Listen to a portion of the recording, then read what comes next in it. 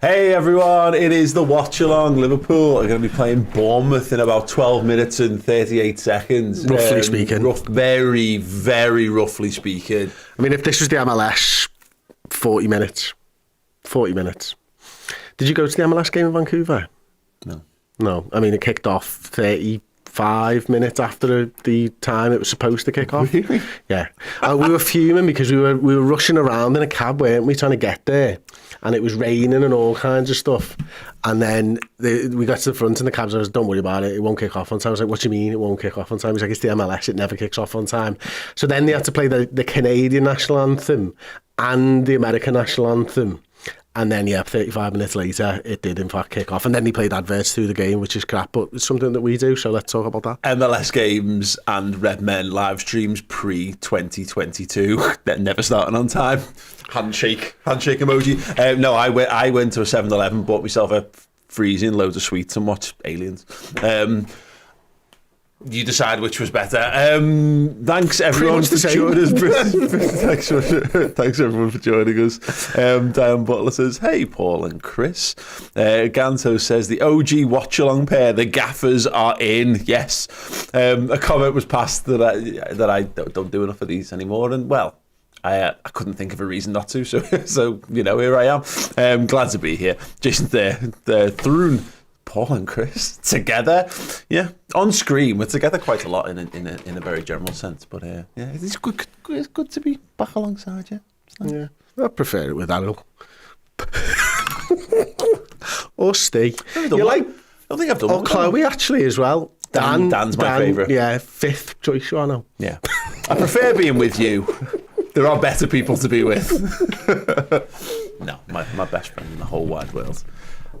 Second, okay, it's fine. I just made it because I love myself. Thanks everyone for joining us. It is the watch along. There is about 10 minutes and 37 seconds to go. We have seen the Liverpool team. I think you've got it on the iPad. Yeah, I do. That was lucky. Should we go through it? I looked. I looked.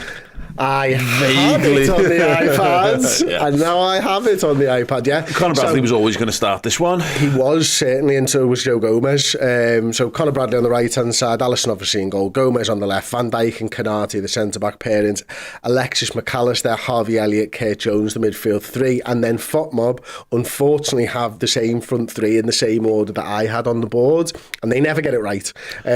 So I now do not think it's Jota through the middle, Diaz on the right and Nunez on the left.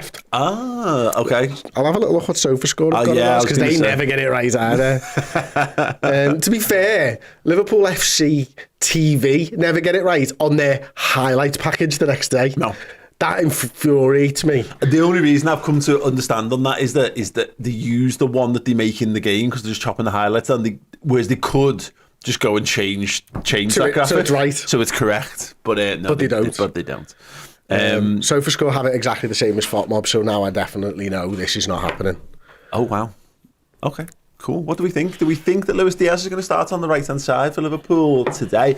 I really think he should, no matter what. But, Klopp's been keen to stress over in the past. It's often the stuff that he says unprompted. When he mentions someone can do something, it only means it's in his mindset somehow. And in recent weeks, he's talked about the fact that Jota can play from the right. He's certainly done it in the past as well. Normally, it's like I feel like he preempts people going like, "What are you doing with this?" And it's like, you can play there, it's fine. Hopefully, I'll save me a question. It never does. Never saves him a question in a later press conference because no one really cares to watch. No one watches press conferences back in the world of people who do press conferences. So you always get asked the same old questions. Did you see Thomas Franks for Brentford about Tony? No. That was hilarious. He was like, how many questions we get to? Is that number 26 about Ivan Toney now? Do you think we can get to 35? He literally said to the That's journos. How you should approach that stuff. I like Thomas Frank. I think he's good. What I did see, incidentally, though, was people kicking off about him moving the ball and moving the spray foam stuff for his free kick and that. And I know it's like we're all obsessive about rules and what have you, but sometimes when people just do daft, petty, stupid things like that, I've just got loads of time for that. I really, really have. Storm Shadow 2K has just decided to, I think, start talking about Man City and the FFP stuff. Says City will end up paying a small fine in the end. It will come down to nothing. Cool. Thanks, mate. Great. Anyone got any thoughts or comments on the match that's about to kick off in 7 minutes and 42 seconds? No? Not me. Loads of you. Ganso says, we've beaten Bournemouth this season in the Cup during a storm. Hopefully history repeats itself. Yeah, that is two good things almost. Obviously, the muscle memory of having gone to Bournemouth and come away with the result. But I can't see how the weather conditions will be worse than it was that night. It was... I mean, I felt cold just watching, and that's a fairly good indicator. It was when all the guys who come off, like Szoboszlai runs on the pitch afterwards, and he's got his coat up here, and he runs out like stiff-backed, like, oh my God, I've got to go and warm down in this. Like, yeah. Hopefully they haven't done that. That means they'll be able to get through it. And let me welcome Storm Shadow 2K as a first team member as well. Thank you very much. Welcome aboard. I'll be honest, Chris, you saw, people will have seen Arsenal just basically batter Crystal Palace yesterday. Man City obviously back in it the week before. This is one of those games that's got all the hallmarks of you can kind of take your eyes off Bournemouth to look ahead to Chelsea and Arsenal coming down the road. And that's annoying because, this is actually one of those types of games that's going to end up having a bigger hand in how the title race is decided, I think, at the moment, because we've gotten to top of the league without having to really beat anyone good. So it's actually how we're faring in these games that we dropped points in last season as much as anything else. Yeah, it is. And I'm just looking for the form table because Dan mentioned it before. Bournemouth are playing particularly well at the minute. In fact, I've got the form table on my laptop in front of me now, and you can see their number one, Liverpool. Can you? You can see Bras. Right, there we go. Liverpool number one in the last 6 games, 4 wins, 2 draws. 14 points. Bournemouth and Tottenham and City and Wolves all on 13 points. So, and they've actually scored more goals in those last 6 games as well with 14. So they are in form. They do understand exactly what the manager is asking of them now. The players have been speaking out on that now.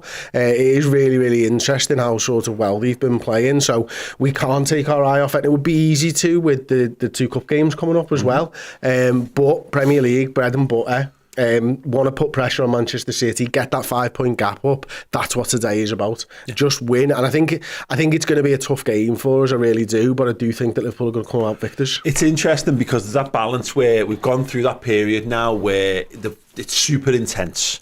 And and everyone's got to play twice a week or every 3 or 4 days, and everyone's done in, and all the injuries start to mount. These teams have both had a decent rest now because of the winter break. Now it's what the impact of the external factors are. So the players who aren't available through injury, the players who aren't available for selection because of AFCON and Asia Cup, and how does that impact the 2 teams going into this really? And the big challenge for Liverpool, I've not heard anyone say it, and I'm sure it will come up if we don't win today, is that, and I don't know how accurate this is, but it's YouTube, and so we can say these things without necessarily having facts to back them up. My feeling is that Liverpool tend to be terrible when they come back from breaks. Now, I do wonder whether this is why they've chosen not to do like a warm weather training camp this time. Robbo was there. All the injured lads have done one, the ones who were fit enough to go. But the main lads just had a break and they've come back and they've come straight back into just normal training. So, it will be interesting to see whether Liverpool can just pick up where they left off, albeit a little bit more refreshed, or is this something that we see a little stutter, or takes a little while to get the engine kind of running again? Having had the break? I think the difficulty you have as a fan is you can't unpick international breaks from a break. And international breaks actually aren't breaks. They are lads going all around the world to play 2 games of football, which is exactly not a break. It's just more work. It's just different. Further away from your house. And then we normally get the 12:30 kickoffs coming back as well. And so I think it would be interesting to see if anyone's just got the winter breaks in the middle of the season and the results thereafter. I feel like whenever we go to Dubai though, or whatever it is, we always come back shite. That's like what it always feels like. It does. Let's hope it's not today. Ultimately, that's what it comes down to, doesn't it? But I think the lads know what they've got to do. They've kind of probably known the team, give or take, for the last 2 weeks or thereabouts. You know, if you're Conor Bradley, you're probably getting a start in this game. You know, if you're Joe Gomez, you're getting a start. And if you're 3 of the 4 forwards, you're expecting to start. You know, Cody Gakpo will have been expecting to start. All 4 of them as will have been expecting to start. So yeah, well, I think the Bradley stuff's interesting there, because you're right, because he's nailed on to start this game almost entirely, and actually he's come in. Yeah, a great cameo against Arsenal, put in a really good show in the League Cup against Fulham, and then yes, he's had a break. They've all gone away. We've all seen the pictures of them all going and living a little bit of a life or whatever with their friends and family. But Conor Bradley is an example of someone. He'll have had probably 4 days now, and possibly more, with some homework on top of solid. You're going to be in this game. Here's what you're going to be doing. Here's your role and responsibilities. Actually, a little bit of clear thinking. A little break, having had a really good start. But then, yeah, this is going to be interesting to see how he kind of comes back. Can he build on what he's done so far? Or will he go back to being, he's just a bit of a young lad, and this is the problem with having young lads. But I'm hopeful that what he's done so far has shown what a good player he can be. That having had a nice bit of a brain break and then a nice bit of a block of training with the manager, we should hopefully see actually. Well, absolutely. I mean, him and Konate played really well together on that right-hand side as well. Konate being there to back him up if there was ever a problem or anyone getting insides of him. But it's more, I think Conor Bradley can clearly defend. You could see that in his performance against Willian. You could see that in his performance against Martinelli in those few minutes against Arsenal as well. But you've also seen his willingness to go forwards. Yeah. And that's probably the stuff where I think Liverpool have missed Trent more than anything, in that, there's not really been the right hand side's gone essentially. Yeah. So if they can train on how to get free and build up through the phases and transition a little bit better, that's where we might see some improvement from Conor Bradley. But again, he's not allowed to take his eye off the ball in terms of his defensive responsibilities. Yeah, 100%. It's just interesting because the players are out on the pitch, by the way. We're about a minute away from kick-off. Looking at the substitutes bench for Liverpool, I talked about this in the match build-up show. Gakpo might well have been considered for midfield in this, just because he's a bit more of a unit, but that leaves us basically Gakpo and Gravenberch as your 2 subs. Now, I'm sure Bobby Clark can definitely come in and do a little bit of something. I wouldn't be opposed to seeing Owen Beck get some minutes, because if we're wowed by Conor Bradley, Beck's had a good loan spell so far this season as well. Quansah, you wouldn't really...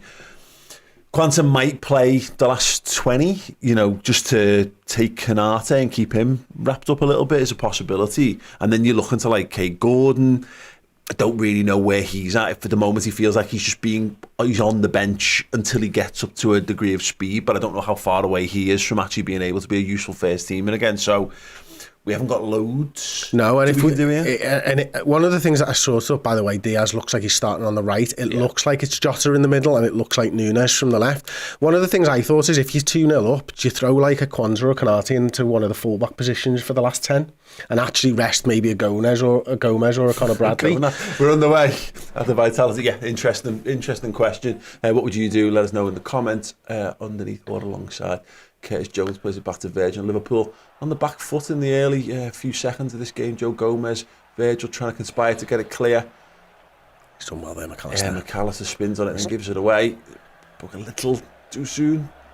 Cross from the right until he's jinked inside. Well, and Joe Gomez steps in, gets a toe on it and knocks it out for a corner. I'm dumbfounded that I got the start 11 right in the right pictures and the subs. I don't know whether that's ever happened in about 5 years. It's definitely happened. Yeah, I think it's happened, because I've definitely celebrated this fact with you before. But like, I did not expect it to be today, though. Once a year, yeah. I'd love to know whether, well done. I'll just leave it at that. Well done. Corner, short one. Taking to the corner of the penalty area, played in flat towards the near post. They've tried something here. At the moment, Liverpool seem to be living with it, but not comfortably. Ball across the face. Defended by Ibu Konate, and it's another corner for Bournemouth. Do you think the first 4 passes there were all meant? Because that number 10 coming back to sort of flick it on didn't feel like it was meant. It was, I think, it was wild. But yeah, exactly. Yeah, very, very ragged in how they did it. But anyway, it was. They're certainly trying some interesting stuff here. I wonder whether that's something they've been working on in this last few days. Big of Chris, yeah, hold on. In swing it, near post, looking for the flick on. I mean, Jota. Nice to get it out the area. Get in, lads, Reds. Oh, that's not a great ball. Curtis Jones couldn't break on the counter there. Jota gets duked past and inside. Great play this from by Bournemouth. They spread it to the right wing, cut the ball back towards the edge, it's headed forward, still not cleared, and Solanke can't get on it. And Liverpool hammer it down the pitch for Darwin to chase. Ooh.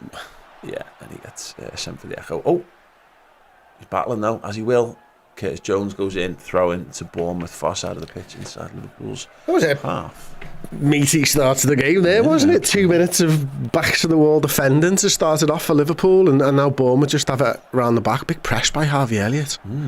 Big love to all of our YouTube members, of course, in the live show chat. You'll be able to identify them by the fact that their names are in green. Loads of extra benefits if you join as a YouTube member. We always say just come and join us on Redmen Plus if you want, but if you love YouTube and you want an extra show every week, you want to be able to access our members only chat and certain shows and what have you, join us tier 2 or tier 3 here on YouTube. Okay. Booming ball forward to Solanke, great chest control, nodded it down, but then Liverpool do well to shut the door. Conor Bradley sends one long into the channel looking for Diaz over his head. Jota putting the press on, skip pass, and again the ball goes long, this time over the top, this time to no one, and Virgil van Dijk. We've got the ball! Canate floats one up to the 2 feet above Diogo Jota's head. Good one. Oh, it didn't last long, did it? Back to Neto. Probably got 10% possession by now. Yeah. So, not exactly a thrilling start to the game for Liverpool so far, but we are here.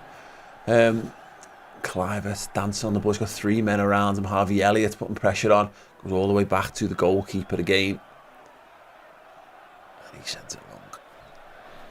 And out for Red Shrimper is asking, stupid question, how do you become a YouTuber? I think there's just a join button under the video. Yeah, there is. Yeah, do that, mate. And a llama farmer who, if nothing else, deserves credit for a wonderful rhyming name. We need 1k likes for the guaranteed win, and make sure you press that like button if you are here with us right now. And even after the fact, just do it, because it's just good behaviour. It's just polite. McAllister stands one up, looking.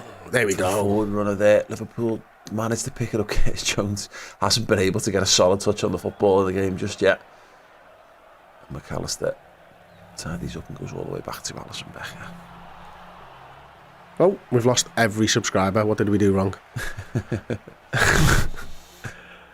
Oh well, start again. It had to happen eventually. Yeah. Harvey Elliott dropping deep. Gets pushed in the back. Oh, lovely little pass from Harvey. I always thought it'd be my fault. Don't think I've done anything wrong. I mean, what the hell did 532,000 people just leave them for? Go ahead. Ball in behind. Curtis Jones cuts back inside on it to Jota. Oh, he just tried to trick his way to the byline, had the door shut on him. Liverpool keep the ball and keep the pressure on. Big switch from, I think that was Gomez, and it was very much nowhere near Luis Diaz, and it will be a goal kick to Bournemouth. I mean, if you're playing Pro Evo or FIFA with this camera angle, you're insane, aren't you? What are they doing? A bit low and a bit close. It was, I remember in the heady days of Pro Evo 2, one of the managers at game used to have it on like the wide angle, and it annoyed me because that tactic of being able to sneak up and slide tackle someone from basically off the screen, it took that out the equation. Oh dear, needs to switch on a bit there, just a big long throw over the top. Solanke into that left channel, watched by Canate for the moment. Harvey Elliott back to support him. Little ball inside. He's timed his run well at the back stick as well. He's there dancing on it. Elliott does enough. Joe Gomez did brilliantly to track that run. I don't know who it was, maybe Tavernier or something on the right hand side. Yeah, definitely. Bournemouth, you've got the more sort of clear-cut game plan here, Chris. They're being very direct. They're just basically smashing it at any given opportunity in the direction of Solanke and trying to get as many sort of runners around him. And it's bearing dividends in terms of corners. Another one near side of the pitch. Solanke just hiding behind Joe Gomez at the moment. He sees you, mate. Probably, hopefully.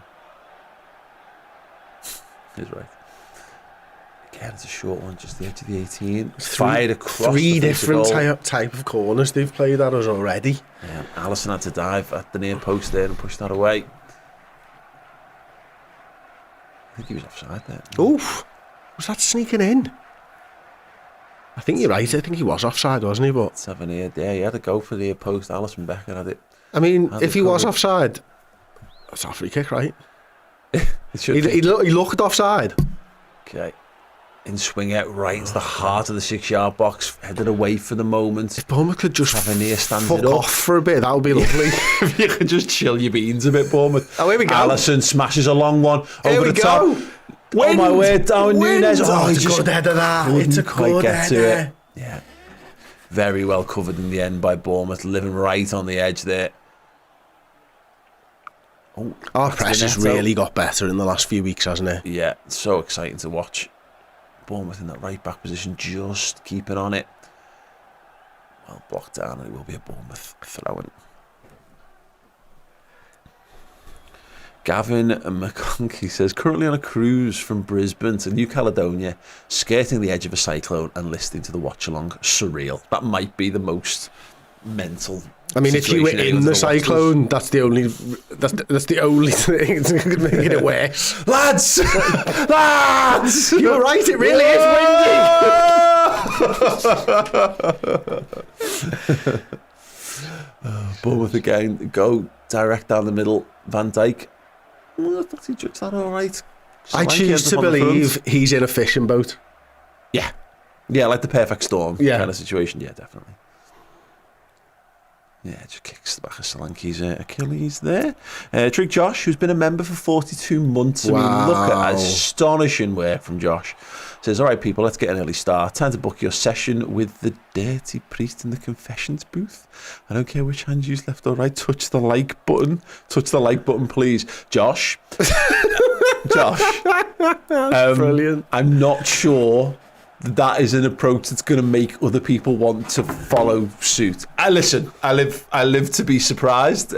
Please do feel free to drop a like on this video, whether it's via Josh's very specific, very brain pain inducing dirty priest analogy, or just because it's something you can touch on your phone. Just do it. Thank you.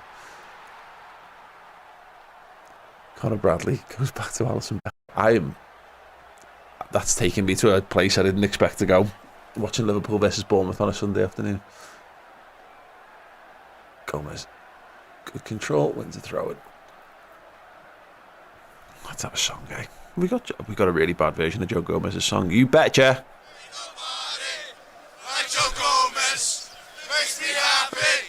Makes me feel this way. There we go. Lewis Bento. With the super chat. Who's down there? Oh, Liam Bento, apologies. Was it McAllister or who was it? I will read this, you look at that. I'm just glad that Dan didn't travel to the Vitality. The performance wasn't great last time. He did, and he hasn't let us forget that miserable trip yet. And no, absolutely, yeah, I think he's still mentally and possibly physically scarred. Who knows, from the trip to the Vitality last time. So yeah, let's hope Chloe's a better luck charm this time around. Although there was a spell when Chloe couldn't buy a win away from home last year either. But as it turns out, it's just because Liverpool was shite. None of the other little bits and pieces. Nice run down the left from Jones ahead of Nunes there. Yeah, Darwin picks it up. Nothing doing ahead of him, just goes inside to Alexis McAllister. Footed. Touches it forward. Finds perfect. Conor Bradley high and wide. Ball. Clips the ball. Yeah, it just kind of sat up for him. It's just the wrong area of the field. I think he was obviously probably aiming a bit more for the penalty spot, but Elliott's done brilliantly. Yeah, won the ball back there. Forced Bournemouth to clear it out for a throw-in. He should have just driven at the 18-yard box a bit there, really, shouldn't he? But yeah, it was bouncing, wasn't it? It was weird. Yeah. Speaking of which, Liverpool just trying to keep Bournemouth penned in.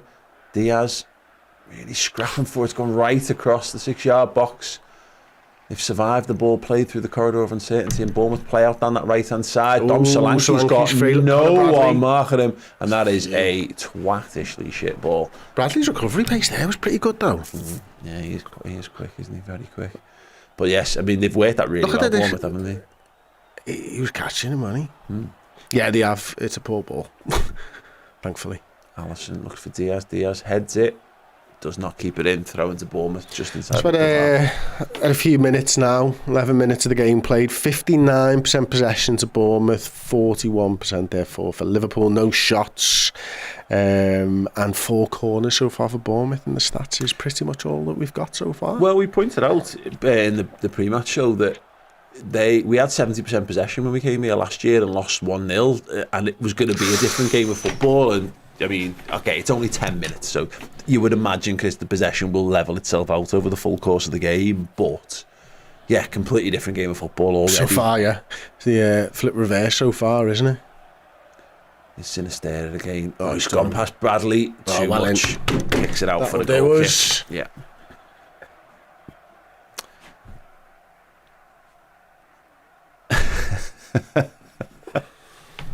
Knock. With the name like so lanky, I expected him to be taller. It's been sat on that for years. I bet he's used it before. Having that, I need to find something to celebrate you with. You've used that before.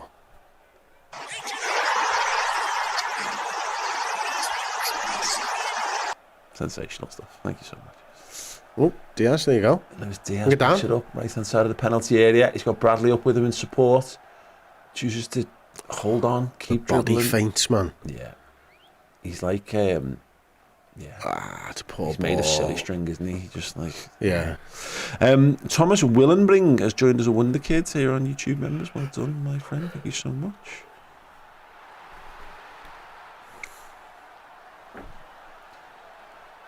They're really struggling to judge the ball, aren't they, at the moment?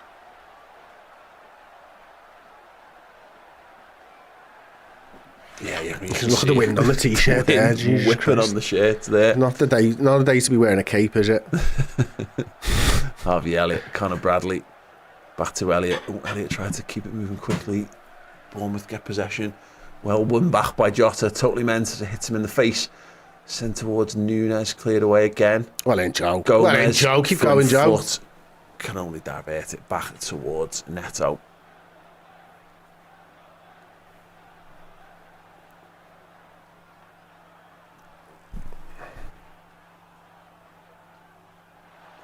So far, Bournemouth. Well, that was living dangerously. Played it across the box, and it was the centre half there. Just didn't fancy it under pressure. Kicks it out for a Liverpool throw-in. Here we have then Conor Bradley on that right hand side, midway inside the Bournemouth half. He's got McAllister dead ahead of him. Uses him, turns the ball towards the right wing. He's got a lot of Bournemouth players, and then gives it away. Sinister gives it to Jota, tried to dance past his man, can't. Bournemouth, quick passes, and the ball is in Liverpool's half. Fortunate with Ibu Kanate, turns it back around. Oh, I like it, Kieran. I like it a lot. Calling it now, Joe Gomez scores with a hoofed clearance inside his own half, carried by the wind. Might be the only chance he gets to score a goal this season. He's definitely scoring the winning goal against Aston Villa right at the end of the season. On the last game of the season, I just don't think he is, you know. Everyone keeps saying to me now, but I was looking at his stats. He's got 1 on target out of the 11 in the Premier League so far. Like, I think is he at the woodwork as well? Maybe on top of that. But yeah, you're right. He's getting closer in that at least he's shooting. Well, yeah, it suits him being on the left in that regard, doesn't it? And cutting in, he's known for that, Joe. What a ball that is! Great touch, Darwin. He's up against Aarons. Cuts inside. There you go. Curtis Jones on the left. Knocks it back. Gomez. Yeah, Liverpool just opting to keep the ball here. Just get on the ball for a bit. No need to force it. Elliott wide right now. Conor Bradley's going to make that a poor ball to Luis Diaz. Doesn't make it. And Bournemouth again come away. Again, well marshalled. Bournemouth throw. Try ball. Oh, wow. No idea how that happened. No idea. But Diaz knew it straight away. They're very compact, very narrow. Maybe he looks to try and get somebody on the touchline. Kanate. There's Bradley dropping deep to come and pick it up on that right hand side. McAllister, poor touch from him, manages to get his way away from what a ball that is. Through. Darwin Nunes, Edge, still got possession. He's still fighting Darwin. Go on, Harvey. Elliott wins it back on the press. Darwin's inside him. He cuts into his left foot. Edge of the box is Joe Gomez. He chooses to cross miles over the head of Jota and out that was a shot kick into the top bin. Definitely a cross. Just shoot, Joe. Just shoot. Oh dear. Nice play from Harvey Elliott there, though, wasn't it? Yeah. It's a great ball by McAllister as well for Nunes there, and you can see just couldn't quite get it under control. He was just always on the edge with it. But this is brilliant from Harvey, and then ball cross from Joe Gomez. It's a horrible stat, isn't it? Yeah. Diane Buller, oh my God, I'm yelling, shoot at Joe Gomez. Yep. Aren't we all? Headed forward from Elliott, headed back into the midfield. And then Ryan Christie was under pressure there and kicks all the way up to Tavernier, tries to Cruyff on it, Darwin gets a toe poke on it, Joe Gomez gets kicked to the floor, the referee goes, that's sound apparently, cool. Oh, man over on the other side. Oh, you've got to do well Conor there. Bradley just got a little touch on it. Clive it. Oh, Solanke heavy touch as he tried to roll it past Van Dijk and it goes all the way back to Alisson. But you're right, again, they've managed to just create a little overload on that side. His position was good because he blocked the through ball through to Clive. Again. I don't know how the ball ended up with Bournemouth attacking. Bit of quality now. Right, Curtis Jones hasn't really been on the ball enough. Stabs it to Harvey Elliott. He's got him again inside, takes it off and a little bit behind him. Just slowing down Liverpool's advance. Elliott. It's a nice ball. Square to go, but that's better, yeah. Gomez can run forward with it. Push it over to that left-hand side. Darwin Nunes hugging the touchline now, gets knocked to the floor, gets back up again. Chumbawamba would be all over this behaviour. And it's a throw-in to, I want to say Liverpool. I want it to be Liverpool. It's Liverpool. It's Liverpool. Woo! There we go. Yes. Tick. Joe Gomez called for a specialist of the medium throw for Liverpool. Look of pure focus on Gomez's face there as he assesses his options inside the 18-yard box. Yeah, medium throw, Diogo Jota tries to flick on, misses it. Liverpool can build again. There ain't much space there for a run-up, is there, for a throw-in either? Yeah.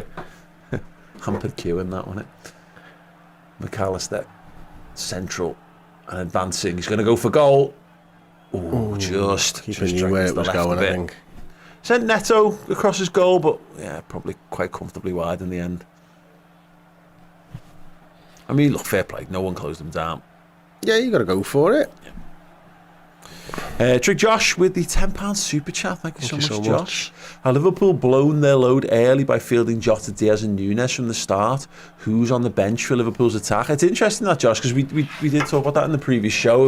I think that's why Gakpo's not starting in midfield, perhaps, because you need another attacking option. But it does beg, and I guess that will be the great captain hindsight question. If Liverpool don't do the business, there'll always be that could you have started Gakpo and brought one of the other lads on, but listen, it's early doors. Yeah, in 50 minutes time we'll be able to probably accurately answer that. Oh, Bradley, just keeping it alive on that right wing under pressure. Oh, well done. Tackle, but gets a throw in, well done.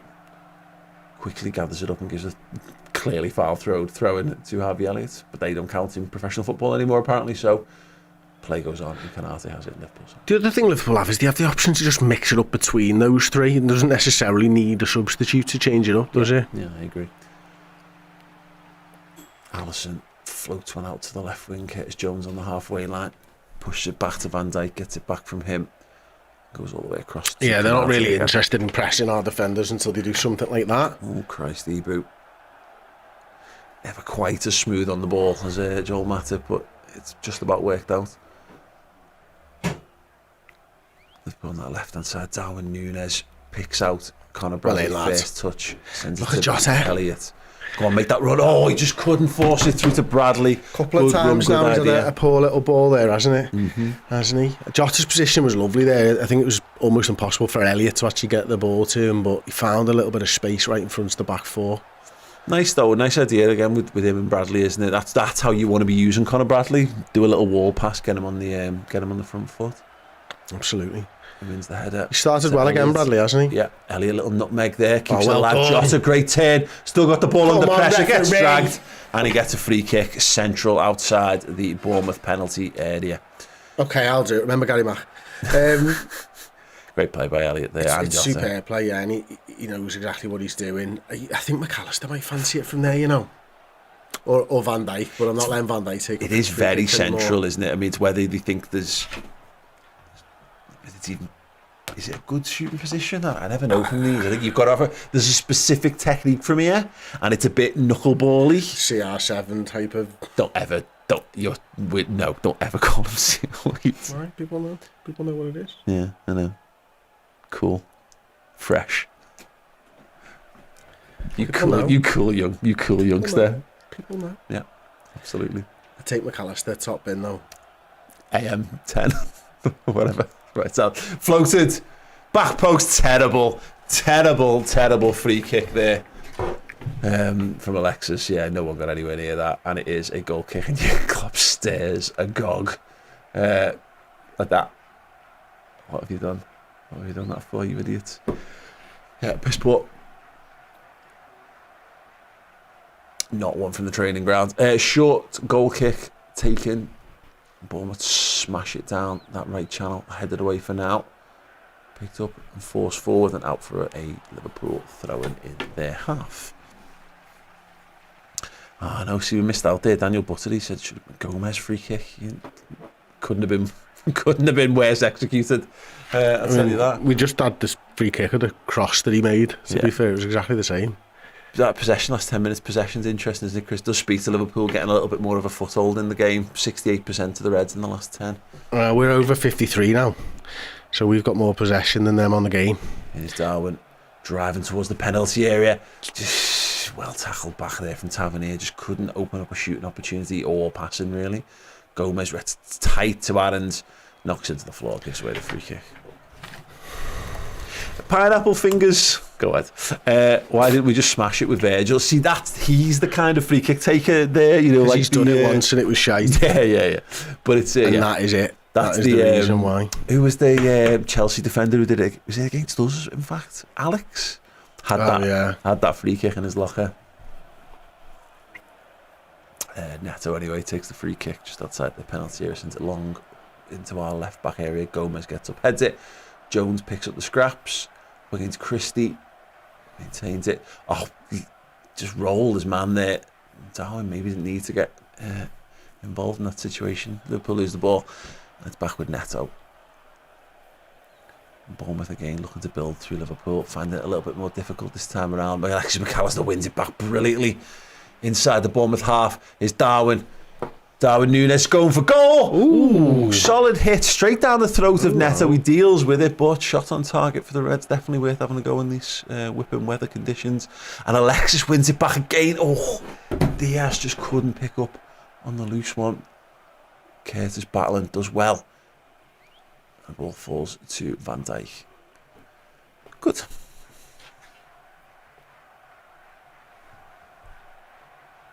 Yeah, Trig Josh says, when we have free kicks, I always wish that Risa was still amongst the ranks. John Arne Risa, though, it was like that. There was a bit how they do the draft excluder thing now. Things go through like fads, don't they? And that someone lays it off and someone smashes it. Free kick was very much a 2002 to sort of 2006 era of Premier League football. It'll come back around. Oh, of course it will. Yeah, when people forget that they can press when the ball gets touched. The world doesn't need to stand still. Michael McGuinness wants to know how our TV's faster than his. What are you watching on? Where are you watching from? Harvey Elliott, 2 hands in the air. What do you reckon? Hit the first man? He doesn't care. He's got to wave him around first. Harvey whips it in. Oh, that was a dangerous ball and just headed. Hello. But not away. Wind. Bradley.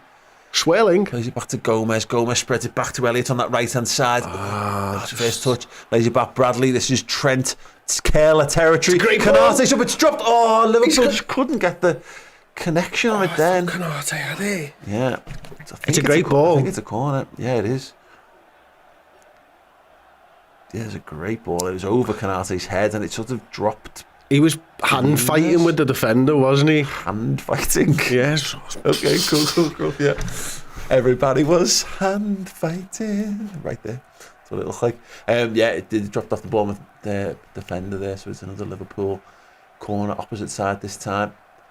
Outswinger, deep. Virgil van Dijk's up! Oh, he couldn't get a solid header. It runs out towards the right-hand side. Well played. Oh, Conor Bradley under pressure. How's your fight, mate? don't give. He's held him up, but here comes Bournemouth playing their way out of trouble. Oh, and then playing their way right back into trouble. Darwin. Oh, great ball out to Conor Bradley. Brilliant. Jota. He's got Curtis inside him. Bradley outside him. Neither's a great option. Just waited too long. Waited too long for the pass and it was cut out. Konate's got it now.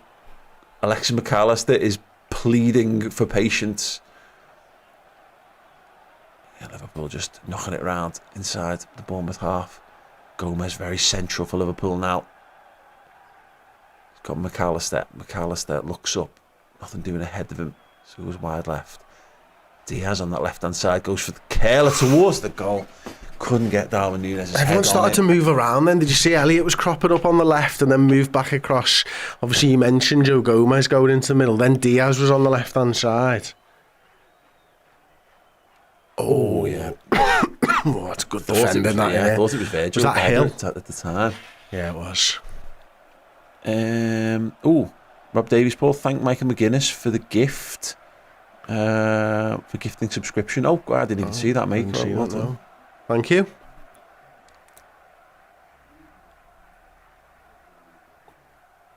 What a legend. Absolutely. Peter Jones been a bit quiet, hasn't he? Who? Kurt. Yeah.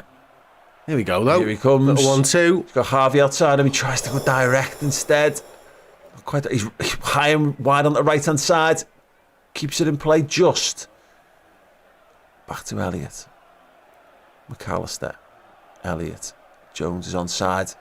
Conor Bradley makes the run, doesn't use and goes back to Elliott instead. And yeah, it's become really congested. It's going to take... He's someone in that space there, don't we? Yeah, it's going to take Liverpool really being a bit braver in possession here. Yeah, Konate, good start. McAllister now. You can see he wanted to play the ball to Gomez, but... what a ball that is! Fabulous ball from Alexis McAllister. Harvey Elliott, he's got a runner ahead of him in Luis Diaz. Tries to cut it across, deflected. Goal kick, unlucky. Just a little bit of urgency, injected a little bit of pace. That's what it needs. What a ball by McAllister that was, and then, good ball by Harvey. I thought he'd overhit it at first, but no, the weight's perfect. Good defending there. And see, the Núñez there, he makes a run to the back stick, and I think this is part of his problem. He goes to the back stick too often for me. I know the ball doesn't get across, but you need it to get past 3 defenders to get to you. I'd like to see more of our forwards going front stick. Bournemouth have made just 7 successful passes in the last 10 minutes. Liverpool really starting to ramp up the pressure here. Michael McGuinness says, thanks lads. I try to help others for subscriptions to your amazing channel. Michael McGuinness, what a superstar. You can have... a boom. Yes, quite possibly. You know what? We want to give you the boob. You know what? You can have a hello instead. So that was just noise. It's all just noise, though, isn't it? It's everything. Josh, back with another 10. Oh, what a ball by Konate! Diaz. Elliott there closing in. Diaz to the back post. Darwin tries the first time volley. You fool! Keep going. He's fouled this man. And it's a free kick to Bournemouth. Elliott had made such a great run in behind Diaz. What a ball that is by Konate. Yeah. Did it all right, and what, I mean... yeah. His detractors were like that. Yeah, if you're in better form... I mean, there's a way to get yourself into good form by trusting your instincts and doing things, but sometimes... Just take it down, mate. Anyway, yes, Josh, who's your best at taking free kicks for Liverpool, past or present? Suarez, Torres, Haman, Gerrard, Coutinho. I don't remember Torres ever taking a free kick for us, but Luis Suarez is the best free kick taker I've ever seen for Liverpool. He's the very few where you knew it was going in before he took it. But what you? Yeah, recency bias probably. Him. I don't really remember us having many good free kick takers. I mean, Gary Mack sticks out for that one, but then was there other free kicks any good? I don't know. Yeah, good point. Fowler took a good free kick. I've mentioned Gerrard had some good ones in his locker as well. He was one of the ones who took advantage of the touch and smash, but then could also do a bit more. Didier Mann was a touch and smash, and same as Reese. but they both scored beautiful curlers against Leverkusen in the Champions League. Danny in Murphy was a 2005. good shout that wasn't on the list. Yeah, Danny Murphy, another great shout. Yeah, absolutely. Who's yours? Let us know in the comments. Who's your favourite? Who do you think's the best free kick taker for Liverpool, past or present? I mean, Trent's probably got a shout. Doesn't score enough for them though, does he? Has he got 2 goals or from free kicks? Is it 3 now? At least 3. Yeah. I actually don't know, mate. Yeah. It's definitely 3. It's whether it's more, I couldn't. Yeah. I mean, it was 1 for the longest time until this season, I think. So he's done 2 this year. What was Hoffenheim? Hoffenheim, I think so, yeah. Really? Yeah. I think so. I remember reading it somewhere. No way you can find it out. Let's tell you what, you find it out, let us know. How many free kicks has Trent scored? Yeah. Please. Paul Pajak with the super chat. Hello. Oh, wow. Hi. So we read it together at the same time. Oh, there it is. Why is it windy every time we go away at Vitality? We should have probably put some emotion in that. No, that's how. There were no emojis. How are we to know there's not meant to be emotion? No meant to be emotion. No. Gomez hooks it away over his head. There's been fuck all happening in the game, by the way. That's why we're doing this stupid shit. Jota, nice. Curtis Jones just starting to get a little bit more involved in the game as Curtis, and better for it. Paddy Berger, cleaned out good there. Shout there from the quiet one. Yeah. Wand of a left foot. Why do they always have wands for left feet? Yeah, because it's such a rare thing, isn't it?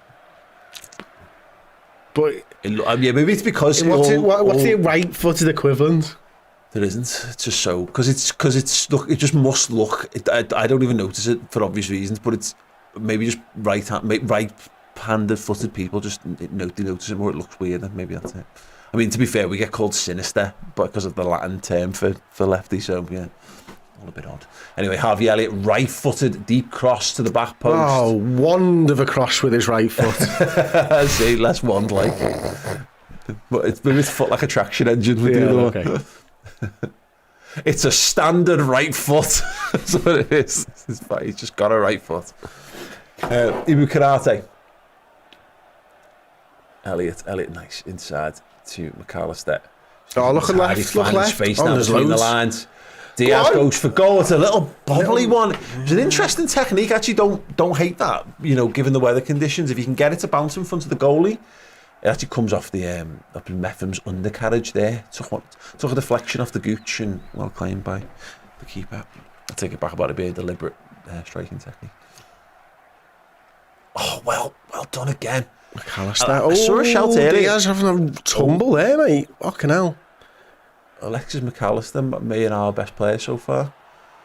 He's up there, Can't isn't disagree. he? Diaz is in agony by the looks of things. Liverpool playing on though. We stopped for no man. Jota. I don't blame us, to be honest. I mean, he's one of our attacking players and he's down and we're trying to attack. I would just put the ball out now.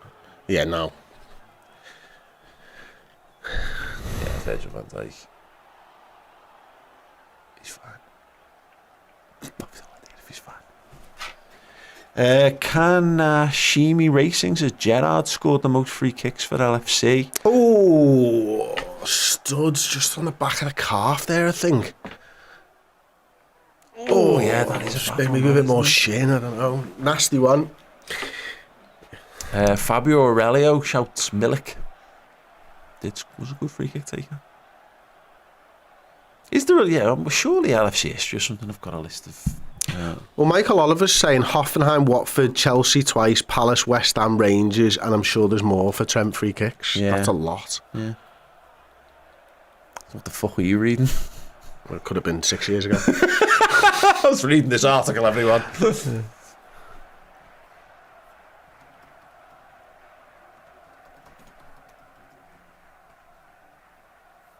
Oh yeah, good on LFC history. Of course, they've got the answer.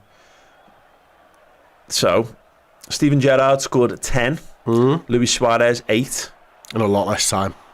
In fact, this can't miss. I wonder if this is different competitions. Because Trent has got us 4 on here. Let's have a little look and see if we're listening. That's only up till 2020. So yeah, it hasn't got any of this season's ones for Trent. So Hoffenheim, Watford, Palace, Chelsea on the 27th of July. And then it's just not updated. Yeah. That was the title winning game, that, right? Yeah. That wild one. For 22nd of July, probably the dead giveaway as much as the year. John Barnes 5, Coutinho 5. So yeah, so Trent, I guess, is therefore above. Well, so who list? How many was that they listed? I don't know. Was it a comment? Yeah. Alisson's got the ball, by the way. Canate's whipped it over the top. Oh, Jota's in there. Good little chance. Just holding the ball up on the edge, under pressure, spins his man, fires it across goal. Oh, Darwin tried to just hook it towards goal, couldn't get contact on it. The ball is still alive on that left-hand side. Liverpool just keep possession now. It was great play, great ball across from Jota. He did the right thing, held it up, rolled his man, and just played it into a dangerous area. Bournemouth playing really nice football to get out of trouble here. And Conor Bradley's got to get back in. He's done well. Got good numbers. As hell, isn't he? McAllister fighting to keep up with Tavernier. Fighting to Well, win the in, ball lads. back, and he and Harvey Elliott Good do hustle. brilliantly there. Yeah, absolutely. And we won the throw-in as well. I think. Just going back, Moto Ali says, "Isn't that a red? If Curtis was a red, that has to be a red." Just talking about the foul on Diaz. Yeah. Oh, it's so close that for Nunes, isn't it? Yeah. Great turn there. Oh, he's getting pulled. He couldn't slow his run up. He's getting dragged. Here we go again. Conor Bradley on the halfway line. Having a good old tussle, them two, aren't they? Yeah, Alistair Smith saying, "Isn't that what Jones did?" This is the thing, innit? The lack of consistency. You just don't know anymore. Because every contact of studs on leg a straight red. Go on, Bradley. Oh, Conor Bradley! Oh, sliding challenge. Two men throwing their bodies on the line to shut the door, and they just managed to do it. Oh, McAllister got rolled there. Liverpool need to get numbers back all of a sudden. It's 3-on-3 at the back. Here comes Gomez. People just need to, just It's good hustle again, isn't it? Well done. Here's Jones initially.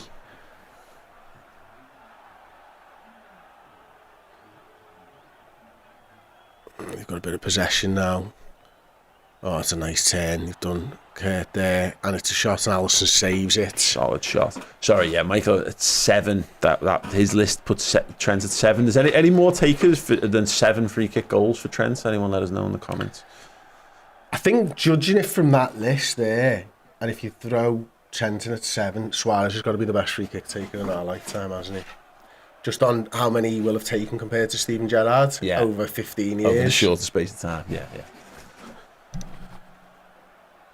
Tommy Smith, though. Tommy Smith at 6th. Yeah, I would never have had Tommy Smith as a Liverpool free kick taker. There you go. Fabio Aurelio just the 3. Gary McAllister 3. Jamie Redknapp 3. That surprises me. I thought that would have been higher. Yeah. Alisson gets it away from the toes of Dom Solanke. Karate goes long. We're doing much better there. Oh, here we go. Ball from Jota. It's just going to make it to the penalty area. Neto really cool and calm. Knocks it away from the onrushing Darwin Núñez. I wonder if that counts Gerrard's like the pass to Gerrard where he smashes it. Because that's his direct free kick goal there. Yes, but you can't possibly then, can it? Yeah. I mean, I don't think he scored loads of them. I don't think anyone scored loads of them, did they? I think we had an idea that people did. Lads, oh, Christ. Come on. Well defended. Van Dijk got in the way. And again. The wall. Diaz under pressure. I don't know what happened to Konate there. It was he's done brilliantly. Luis Diaz, that is absolutely magical. Come on, he's given a pass there as well. Darwin holds it up. What are you doing? What are you doing? Into a nice area, but only for the Bournemouth defenders. Whew. Robbie Fowler only scored 2 free kicks. That's bad as well. Free kick to Bournemouth then, sort of right back position, quickly taken. Want to move the ball down the field. Van Dijk goes across, volleys it clear. Elliott. Konate goes back to Alisson. It's actually not the worst thing, is it, in some respects, of like Bournemouth not just being super aggressive on the press, because it gives us a moment. You can always go to Alisson if you want to catch your breath. and reset. It's not like a constant barrage of all given moment. Classic mid block from them, really, isn't it? They're waiting for a trigger. And yeah, Alisson moving into the sort of back line, big ball over the top there. Joe Gomez just cleaned his man out there. Clocked him, didn't he? He was watching the ball. He's right. Raiola is not in there, isn't he?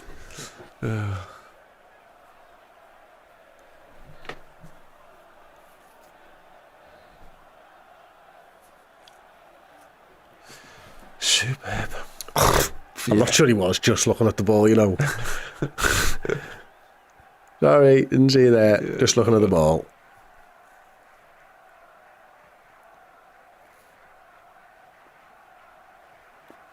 Anyway, he's up. And Bournemouth have got the free kick. A few minutes till half time here. Bournemouth looking to end with a final flurry, maybe. They've just had a little bit more in the last few minutes. But it's interesting because, kind of touched upon it before, Chris, feels like we're finding some nice pockets of space to break out with. Jota comes away into their half, needs to find not that pass. But yeah, a couple of times where Jota's just moved to make himself a little bit of a better pass. Elliott taking up some nice positions too. But it's all coming. I think Liverpool's best possession, bar maybe the McAllister pass through to Elliott, has all been win the ball back high up the pitch and then get in on them quickly. They're difficult to break down, aren't they, where they get set? Yeah. As you'd expect.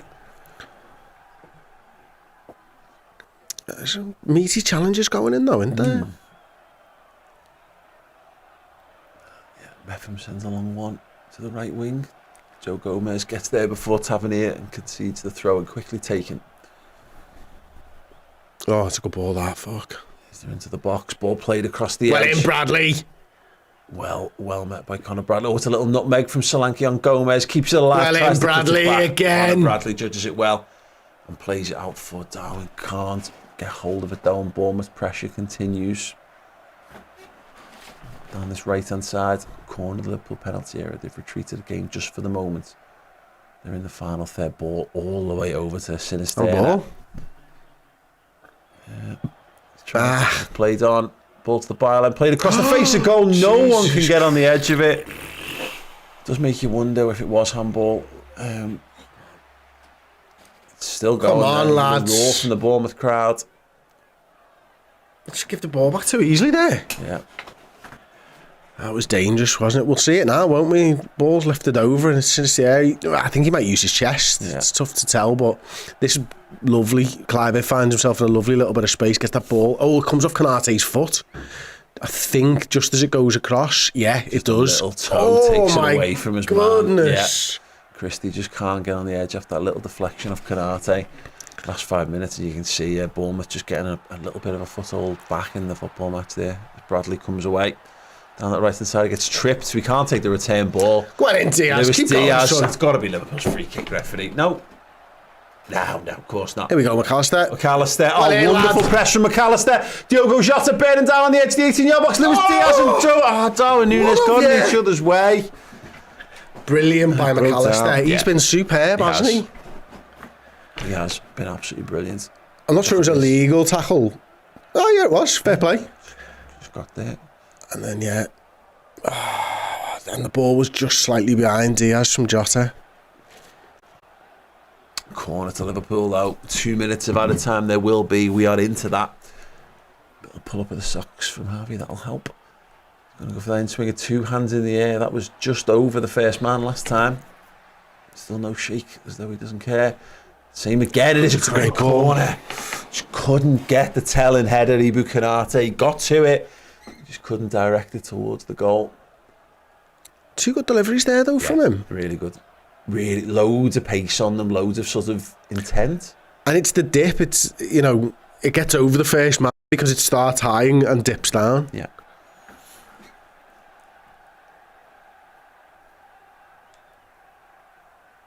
It's interesting that we've chosen to go the in-swinger as well. We normally back... we do sort of zig when everyone else is zagging with corners. The league is about 70% in-swinger, but we're 70% out-swinger, I think, for the first half of the season. which I don't really understand. It always feels like an in-swinger would be better and more dangerous. Yeah, I wonder if it's the horses for courses type of thing as well. Like who are you going up against? What are the strengths? If you've got a goalkeeper who's really dominant of his 6-yard box, then you're basically just giving them the ball within swingers. Or if they're particularly dominant aerially from the centre halves, maybe the wind's plays a part in it. Because we did then outswinger from the other side, didn't we? So.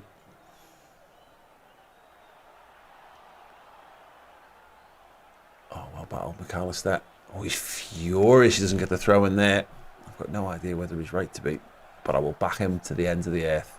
Terrible decision, referee, you idiot. That's a lot of injury time done. This is going into the mixer, isn't it? See if James Hill is a specialist of the... Oh, he is a specialist of the throw. Kanate. Heads it away, and that is half-time. Bournemouth 0, Liverpool 0 at the Vitality Stadium, and a game that really Liverpool just couldn't get a foothold in the first 10 minutes or so, then pretty much entirely dominated. But I think you've got to say, Chris, neither side have created massive chances, and ultimately it's a little touch of Kanate's toe that maybe spares us going in a goal down at the break. Yeah, maybe. I'm just looking at the stats here. Obviously, 60% possession to 40% on my iPad. The expected goals is very, very similar. It's 0.15 to 0.13 in Liverpool's favour. We've had 5 shots to their 3. We had one big chance and missed it. Would that be the Van Dijk header where we actually didn't get a shot off? Was there a better chance than that? Nunes wouldn't have classed as a big chance. Do headers count as big chances? Yeah, they can do, yeah. Really? Yeah. Thought they were so low on the XG. I think they can do if you're right in the middle of the goal. Yeah. No problem. I don't know what it could be other than that. It can't surely have been Nunes' volley. No. So I don't know. I've got no idea, but it has us down as one big chance. But actually, when you look at where Liverpool have taken their shots from, we've only had one from inside the area. In fact, neither team has had a shot from inside the area, which is quite interesting, isn't it? Yeah. Tells you how good the defences have been, I suppose. But all in all, I thought Liverpool clawed the way back into the game quite well. Yeah. Because it was a difficult first sort of 5 minutes. And then we got into the sort of patter of the game and everything. Is that the big chance? Can you click it? That's Ibu Kanate's header. Okay. The dead central. Yeah. Maybe it's that then. Maybe it's that. Because I wouldn't have thought it could have been Van Dijk's because he didn't head it. Mm-hmm. In the same way that they didn't get a big chance because actually none of their strikers kicked the ball. It's funny, isn't it? Because that's got that as a 0.15 XG. Well, that's all of our XG. According to FOTMob. But no, decent little half. Obviously, a little bit frustrating. 2 good sides, 2 defensively good sides. Still feeling each other out, it feels like at the moment. But hopefully Liverpool's superior fitness. We do score a lot of late goals. We do score a lot of goals in the second half. Klopp's been brilliant at his substitutions. Certainly this season, maybe for the last 18 months or so, could be the difference. I think it's interesting. Ben Pryor kind of echoing what you're saying there, saying intriguing half, got progressively better as the half went on until the last 5 minutes. I feel like Elliott is trying to cover too much for Bradley, which is causing a few problems. It's not something I'd thought of, if I'm being honest, Ben, but yeah, I don't know whether you think you got any feelings on that, Chris. No, I don't think so. I think Harvey's been pretty good. I don't think Bradley has impacted Elliott in a negative way. I think that might be a stretch, Ben. Quite kind of liked it, to be honest with you. I think when we've looked at our most dangerous, we've got Jota on the ball, 25 yards from goal, and him, running at the defenders. And then we've had one where it was the pass was just behind Diaz there. Obviously, it was a great ball over the top, I think, from Ibu Kanate as well. McAllister has probably been our best player. Set a brilliant ball to break through their midfield for Harvey Elliott, who then plays the ball, I think, right to Diaz, who gets across in. We've looked okay, but we're going to have to be patient because they've been so compact, and because it's such a sort of classic mid-block, we're having to bring them out and then go again and see if we can pick them apart quickly, because as soon as they're set, we're finding it very, very difficult to break through. Yeah, it's interesting that SofaScore have just taken Kanate's chance off there and dropped our overall XG for the half down to 0.9. FOTMob have as well, and down to 0.09. Yeah. We've still got the big chance though. Yeah.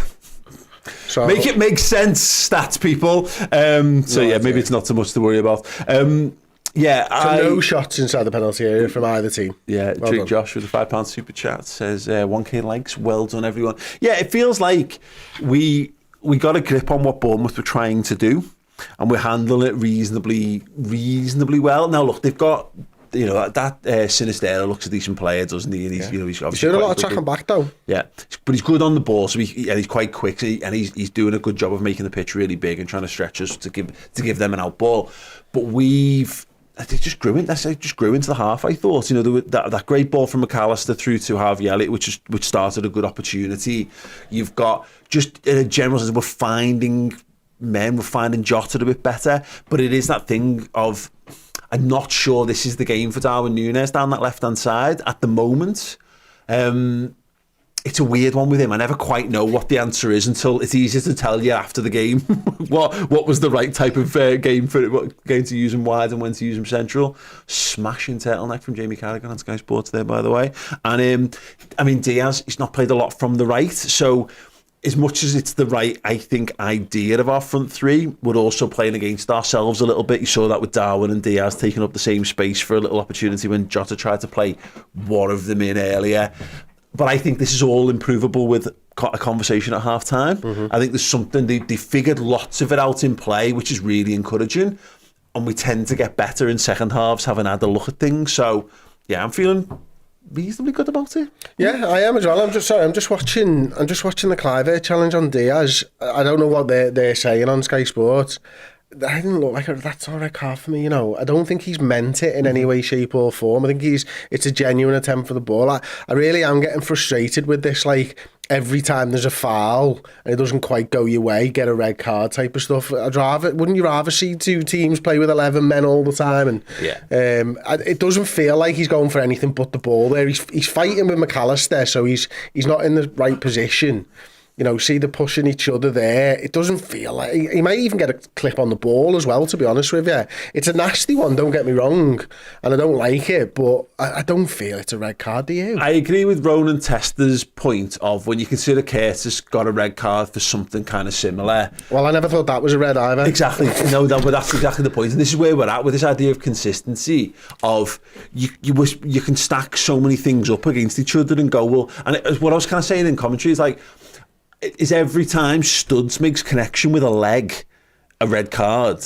Shouldn't be. Well, it shouldn't be, but this is the problem, is that we're trying to create a rule for every single thing, and the difference in football and most other sports is that almost anything can happen. Any part of the body can make any different connection with a different part of the body, and there can be all kinds of varieties of intent and force, and all the normal time replays of it. It looks like absolutely nothing, but that one very clear cut from behind reverse angle, slow motion, it looks horrendous because it's a full foot above the ankle. It's a leg breaker or an ankle breaker certainly. But it's mad. It's again. I'm not against random footballers getting sent off against Liverpool if it gives us an advantage. But I don't know. I also grew up watching like some horrendous tackles just be considered part of the spirit of the game. So yeah, I don't really know anymore. Ellis Day. Are these people hating Núñez watching the game?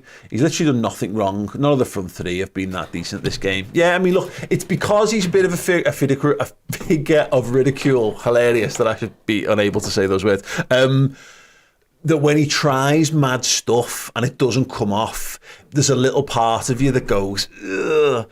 You can't help but like almost cringe a bit for him. And that's a bit of Darwin Núñez's problem, is that just instead of just kind of letting him go about his game and enjoying him when he does good things, we're judging him on parts of performance rather than the finished product. Like, people consider Divock Origi this like casting bronze, nailed on Liverpool legend. Very rarely put a 90-minute performance in to write home about for Liverpool. Scored a few goals, didn't score a lot of goals, but it's funny how we just judge people by different numbers or whatever. Yeah, I mean, listen, I don't think he's done anything particularly wrong in this game. When you think of the front three as a whole, I think you made the point there. They've all been in and out of the game in little bits and pieces. Darwin Núñez, fully enough, I'm just looking at his stats. He's the fella who missed the big chance. So it must have been the one that was slightly behind him. They're counting that as a big chance. And that's basically because of the position of it on the field. But he's not able to get to the ball because it's behind him. Kicking the ball from running the opposite direction. So I think that's a bit of a stretch to say that that's the big chance. But it does say big chances missed. He's had 20 touches, only 2 in the opposition box. Only 1 of 3 successful dribbles, but he's passed the ball into the final third 3 times. Won his 1 tackle, recovered the ball once. Only won 2 of 6 ground duels. So all in, it's one of them, isn't it? I wouldn't say he's been a massive success, but I wouldn't say he's the reason that Liverpool aren't winning this game either. In fact, from Kurt Jones to Darwin Núñez to Diogo Jota, Luis Diaz and Harvey Elliott, I don't think any of them have really set the world alight. No. The best players, I think, for me, have been Conor Bradley and Alexis McAllister. Yeah. And maybe Konate and Van Dijk have done some good defensive work. Joe Gomez as well. And I bet if you looked at Bournemouth's, their defenders will be the ones who go, yeah, actually they're all having a good game and the forward lads haven't done it. That's because it's 0-0. Yeah, shock. Yeah, it's a pretty decent one to track that. Like, yeah, I agree. I think Elliott's been all right. I think Jota's getting into the game a bit more. I think he's his hold up play's been quite good for us. But Diaz and Núñez just a little bit more. And Curtis got better as the game wore on, but not to a standard where you feel like he's running the game by any stretch. Just quickly from Adam before we take a break. Jones sent off for less than that Clivert tackle, upheld on review.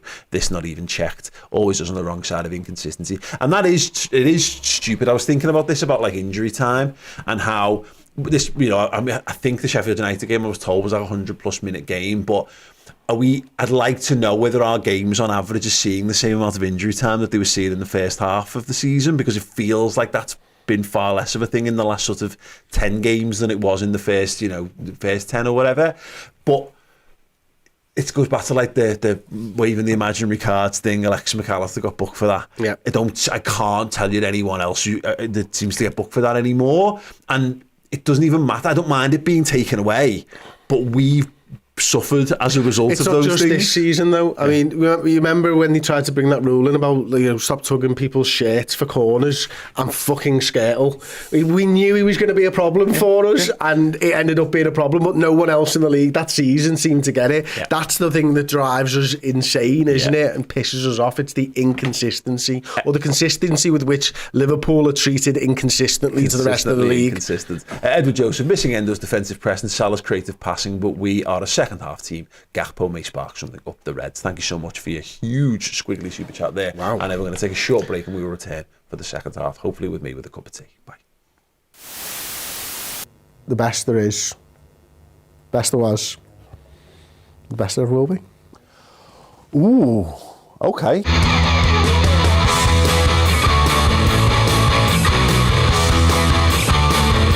Is he the 50th best signing of all time? They'll tell you that they're the best player. He's the best player they ever played with. Famous photos of him being carried off and stuff, and that was what he left everything on the pitch. Shankly 2.0, and what happened, maybe we see today with what Klopp's trying to do with his 2.0. How can he be this good? He's so much better than everybody else that's ever played the position. Yeah, okay, fine. I mean, he shouldn't be ahead of Souness in the pecking order. 47,000 people wanted to pay him £1 a week to stay. That tells you all you need to know about what we thought of that guy at that moment in time. He should be a lot higher. Yeah, like world class. I think world class.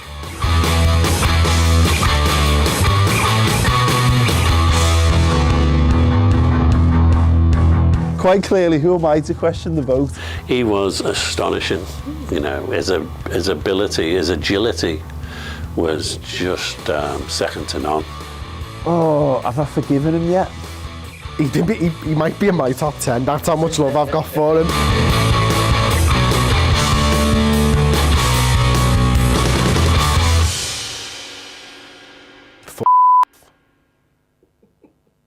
I've done more for Liverpool than at the moment. Am I in this list?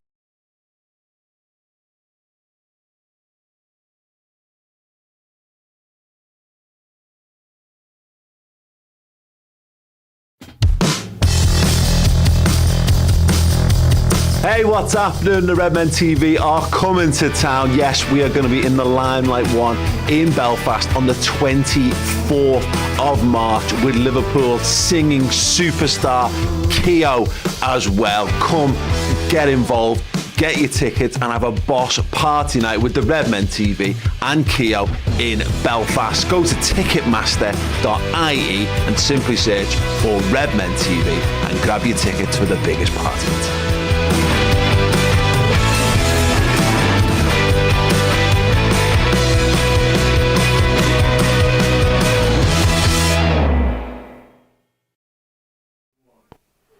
Lovely to see that Sky Sports now interviewing the managers during half-time. I'm sure Jurgen Klopp will be made up to get a microphone thrust in his face as he comes out for the second half, which will be underway in just a minute or so. Got a couple of super chats actually on the break. Big Jet TV. Is that the Big Jet TV that went viral like in the Winds a couple of years ago? I hope it is. Thanks for dropping in on the live, fellas. I couldn't believe my eyes. Been following you for years. Jilly, you'll never walk alone. Come on, Liverpool. It might actually be the Big Jet TV, BBC, ITV News, my words, what a day that was. Oh, yeah. WhatsApp's going crazy. Have you seen this Big Jet TV? Oh my days, what a channel. What a channel that is. Thank you so much for the super chat. Get some of that big fat Big Jet TV cash on the go over here. Thank you, much appreciated. Bumbadog, Bradley looking to be a real baller. As for Darwin, as hypercritical as it is, I say we cut our losses. Attributes are on paper but never come to fruition on the pitch. Come on, lads. Mac looking solid. His stats this season are excellent. Darwin Núñez's. Yeah. If you just don't, if you count assists as well as goals. 8 goals, 10 assists, all comps for Darwin this season. Yeah, he's on course for about 15 goals and about 15 assists, maybe a bit more. Liverpool kick off the second half. There we go. Ibu Konate sends a long 1-4 for Darwin. Too far for him to chase and win. Virgil van Dijk heads on the halfway line. Ball played over the top. It's Solanke and Virgil in a foot race. Alisson Becker tried to be too clever there and just kicks it out for a throw-in. It's the Big Jet TV. Yeah, that's us, Storm Eunice. Scouse Storm as well. Yeah, well, yeah. Also shares the name with my mother-in-law, and I don't know which I'd be more scared of, to be honest. Joe Gomez. Cut up. What? Cut up. Eunice, definitely. Yeah. Ball sent. Long Bournemouth keeping the ball in Liverpool's half. It's a beautiful switch. If he can keep it in, Sinister cannot. Therefore, it was a terrible switch. That's how football works. Blue Harvest Toys is sub to Big Jet. Everyone's sub to Big Jet TV. You should do. Your lives will be far more fulfilled if you do. Here come Bournemouth again, starting with that sort of exciting, passionate, pacey approach as they started the first half. Ibu Konate's having none of it though. He's just going to give the ball straight back to them. This is a carbon copy, isn't it? Yeah, them starting really well. Joe Gomez now. Darwin was in space. Oh, it's so close. He had to wait. It's weird that he had to wait for the sort of moment to develop. Here he is. It's Gomez. It's Gomez. Oh, blocked. Blocked. Oh, dear. I want it so much. What's he doing there? Neto's in the left back position doing Cruyff turns. Come on. What's he playing This be at? the moment. Oh, they survived it. Shoot! Give it to Joe. Diaz. Well done. There's Elliott on that right-hand side. Now, goes wide to Bradley. Bradley inside to Jota. Jota with the touches inside the box. It's probably all the touches we've had this half compared to last half. But the back stick doesn't make it through to Curtis Jones. But yeah, actual, honest-to-goodness touches inside the opposition penalty. I like it within the first 2 minutes of the half as well. Wonderful stuff. Starting as we mean to go on, hopefully. Yeah, spoiling us, aren't they? I just made up Big Jet TV here. Darwin, Curtis Jones, Joe Gomez, and the pressure goes back to Virgil van Dijk. Opens his body up and goes to Alisson. He's got an easy ball on there to Ibu Konate, which he takes. Konate, McAllister inside him. Outside is Elliott. Elliott under pressure. Oh, Elliott. Oh, great play by McAllister again. Konate and McAllister has to slide in to keep the ball in Liverpool's possession there. There we go, composure restored. reboot. Nice. Oh yeah, they've done well in the end there. Liverpool managed to get a throw-in inside the Bournemouth half.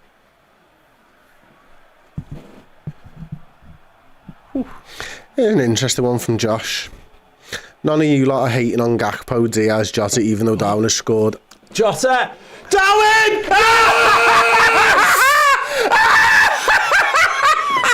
In your stupid faces, you idiots! Darwin Núñez with the goal! Bournemouth 0, Liverpool 1. Oh, what does he do? Oh, I'd cash in on him. Shut up, you morons. The lad is absolutely box office and Liverpool are in the lead. Christopher Pajak. Yeah, did he miss it that? Who cares? The comments on the screen said it all, but his positioning's brilliant. He's obviously, Diaz is off the left-hand side there, Jota's off the right, and Núñez stays on side, does he? Yeah, he does. Yeah, he does. It's a brilliant ball by Jota, and first time, the finish is brilliant. Passes the ball into the net, and the ball by Jota, the first touch, left-footed, and yeah, puts it out of the keeper's reach. Brilliant football by Liverpool, 1-0. Kurt Jones involved as well. Quick passing move. That's brilliant. Yeah, it's a great goal. It's an absolutely great goal. We've totally undone. We've undressed Bournemouth there. And that is what Darwin Núñez is very good at, Chris. If you get the ball, let the ball drop to him. I know we were kind of laughing at that mad volley thing he tried in the first half, but look at the goal he scores against Sheffield United a couple of weeks ago. It was this is not as good a goal as that in terms of the finish, but it's got that instinctive, don't worry about it, you're a striker, you're in that position, put the ball in the corner. Great finish, loved it. Okay, it's switch on now. Here. Deflected, it's gone wide. Oh. Who got the touch on that? Was it Virgil? The camera zoomed in on him, so I'm going to say yes. Was the shot Clive? Was it? Yeah. Oh, yeah. Oof. The heel of Van Dijk and goes wide. I think he tried a freestyle trick on that one there, Virgil. That's how confident he was. Honk honk bonk, who has been slaughtering Darwin Núñez in the comments, says, I'll eat humble pie. You will. Enjoy it. How does it taste? Someone said to me in a comment on a YouTube video a couple of weeks ago, like, I used to really hate Curtis Jones, but he's impressing me now, and now it's Darwin Núñez, and it's like, maybe we just treat this as a lesson of like not hating our own players. Just like maybe save our hate for players who play for other football teams, like particularly football teams we don't like. Like, there's lots of detestable footballers out there.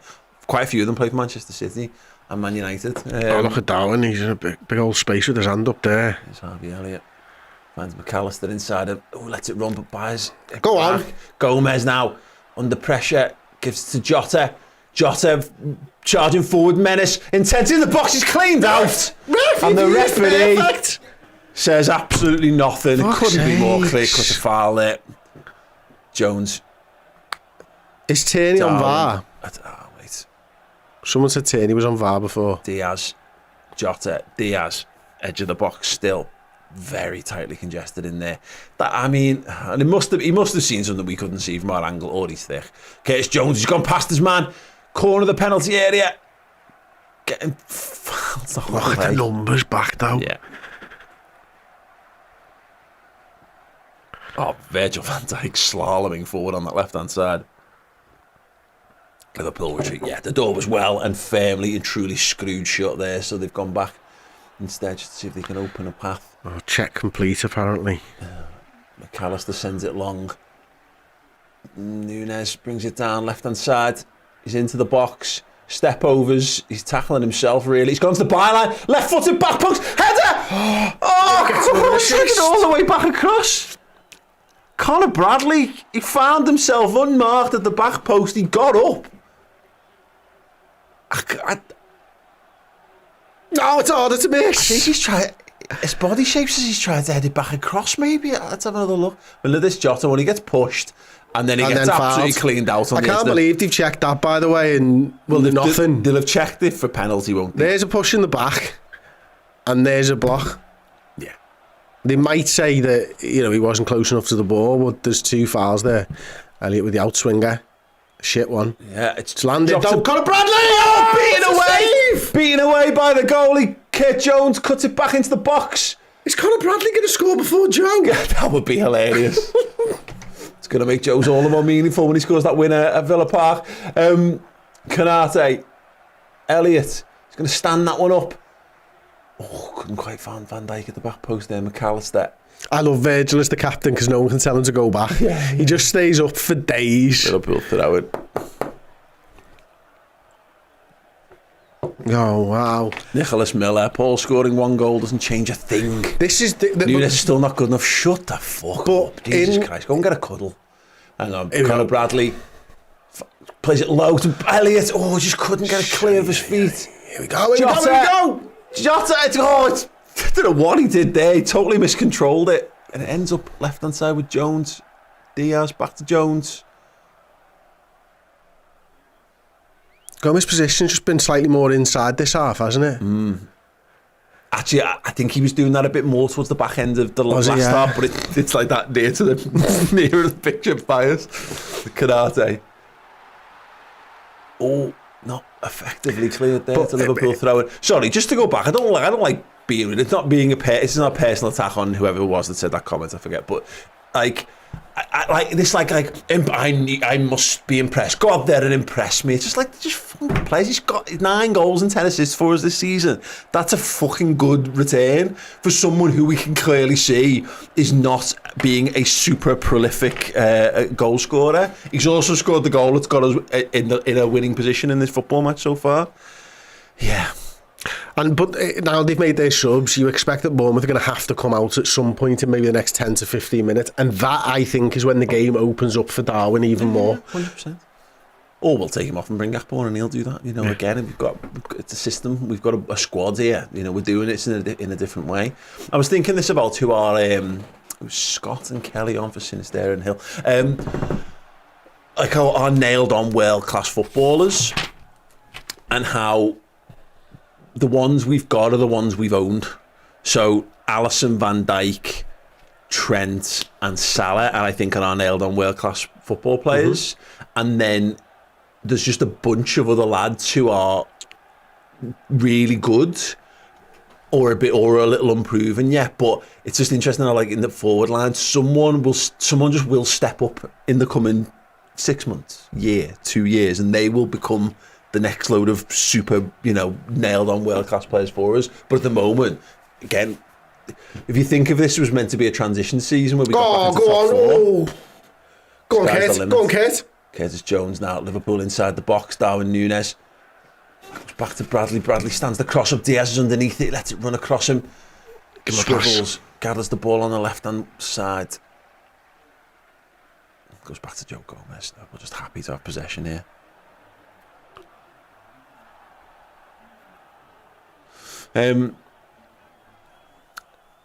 We'll have it in their half with Canate. Michael McGuinness for the Super Chat says, look at LFC, Man City, women before. City got a penalty and she was clearly outside the box.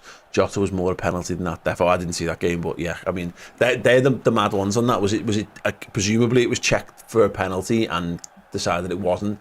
Because they're not going to stop the game for a free kick. No. That's not what it's there for. Curtis on the advance. Curtis Jones. Jota's ahead of him. Liverpool have got numbers toward the edge of the penalty area. Darwin Nunes tries to turn it back. Appeals for handball. Nothing doing yet. And Bournemouth looked to play it long and out of danger. Canate's going to run that one down, but it's going to go for a Liverpool throw and comfortable in the end. Yeah. You can only presume that he just decided it wasn't a free kick, the referee, and therefore VAR is not going to pull the game back for just a free kick, because that's not what it's there for. Yeah, they might have looked at it and thought the first contact was outside the area, therefore free kick. Yeah, but yeah, you might be right there. Dickheads. Knocky Knock says off topic, but good luck, Hendo, YNWA. And yeah, here we go. Come on, Jota's been taken out there.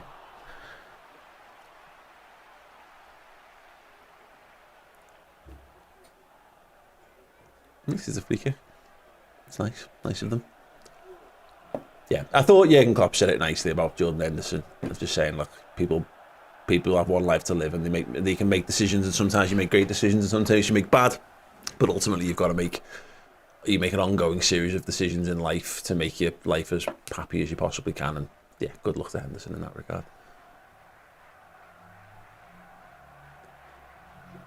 Nice little touch from Jota trying to go past his man. Such a well in, Bradley. again. She seems to get better and better in games. Oh, he's got cards. It's another one here, Chris, where the more he's on the field, the better Conor Bradley seems to get for us. Like, he just gets more confident, which is understandable. He knows what he's doing player. there, because Jota's tried to win the ball. Elliot's rushed in and tried to press, and then he's the second presser. So he comes in, but he just wins the ball, and then he's taken out by Cook, isn't he? Just slice that. Look, there's no attempt there. Come on, you can't be doing that. But he's clever though, he picks the ball up. Yeah. Gets in the field position, gets the ball right in there. Yep, yellow card for Lewis Cook. Motor Sir Ali. Good old man kicking a child like that. Disgusting, right? Here you go. Chance. Referee just that's dropped a foul then. There.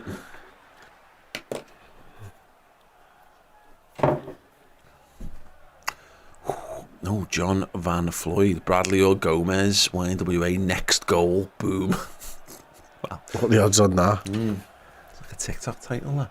Look at the Jones. Oh, reverse ball to Jones, just tries to lift it over his man, good defending.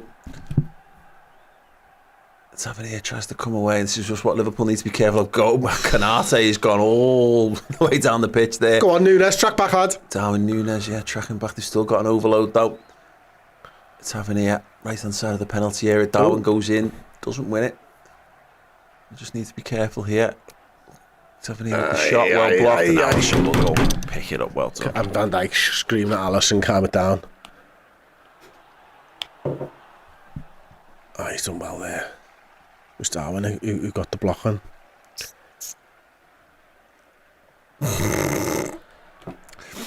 Team Rudnick, Dochok, managing the Cherries. I'm having that. I'd not considered that at all. He's got a bit of the old Alfred Molina about him. Yeah, very, very good. Very good. Like that. Hello, Peter. Yeah, love it. Gomez, Diaz. I'd like another goal, Chris, for the breathing room of it all. Yeah, definitely. We've looked good this second half, though, haven't we? And yeah. I think Jaeger might be just looking at what their subs were doing, how it's changed anything, and then he's going to react with our subs. It's interesting to see. I don't know enough about the lads they've brought on, to be honest. I mean, have they gained another skillful player? Have they replaced like for like? Bradley does really well, rolls his man. I mean, it looked like he was fouled dead again anyway. Bournemouth come forward. Coming back though. And Harvey Elliott goes back and wins it. Two of them worked really well together, haven't they, on that right hand side? Harvey Elliott is very good at being a grown up on a football pitch. Like, very good at being a senior footballer. Remember we went to watch the Aston Villa game when they played the team of kids, and it was like Harvey Elliott was like Roy the Rovers for us, like it was his team. It's like this 16-year-old boy G in the crowd up and telling everyone where to be. It's class, that's our ball. What's our ball? Fuck off. Corner ball to Bournemouth. Ryan Smith, what's in the cup? Paul, tea or coffee? Nothing. Missed it. I had real sugar in it though, so all better off for the final half an hour. Wow. They did this on the last corner and just boxed Alisson in. Again, looking for that little flick on, looking to create chaos. Oh God, and it's Bradley again with the clearance. Smashes it out for a Bournemouth throw on the right hand side. Bradley's been brilliant, make no bones about it, but it also, I think, lets me know just how good Liverpool are. Curtis Jones, that is sick. Because sorry, Chris, let's just get through this. Harvey Elliott sends to the right hand side. Can he play the early ball? No, doesn't have a wand of a right foot. Harvey Elliott, unlucky. Yeah, sorry. What I was going to say is, obviously, he's been absolutely brilliant, Conor Bradley, but a good side can have a passenger or a young kid come into it, and passenger's the wrong way because he's been more than that. But yeah, when you are a good side, a kid can come in and play well. When you're not a good side, they can't. Or you need to be absolutely exceptional, a la Bajcetic this time last year. No, I totally agree with Gravenberch and Gakpo coming on. Well, they were the two subs. We knew it was going to happen. It's taken till the 63rd Diaz minute. And Elliott. Yep. There's Harvey Elliott numbered up. That'll be like for like, you'd imagine.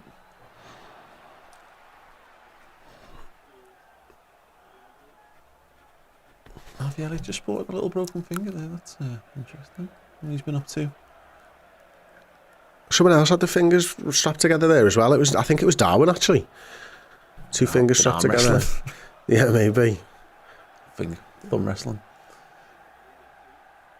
See that? Remember that goalkeeper? The video that showed you. Oh, Rob Green. If you haven't seen the video of what Rob Green's finger looks like, don't. Grim. 1-1 over the top. Tavernier got on it. Sure, he was offside there. No play on apparently. Cody Gakpo's back doing some defensive work. Looks like Gakpo maybe start on the left hand side. Yeah. Push Darwin more central. We shall see. Whew. Oh, that's surely Allison's. Yeah. Oh, yeah. Well done, Allison. I mean, okay.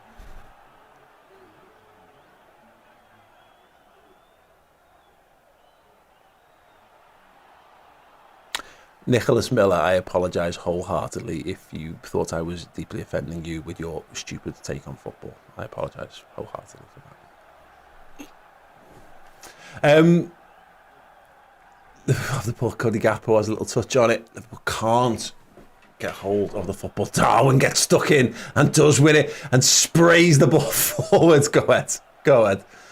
Jota just nearly got on the end of it. That had all the hallmarks of that, like, you know, you do something and you go, and now the Hollywood pass to finish it all off. And yeah, not quite. A little smile from Jurgen Klopp there.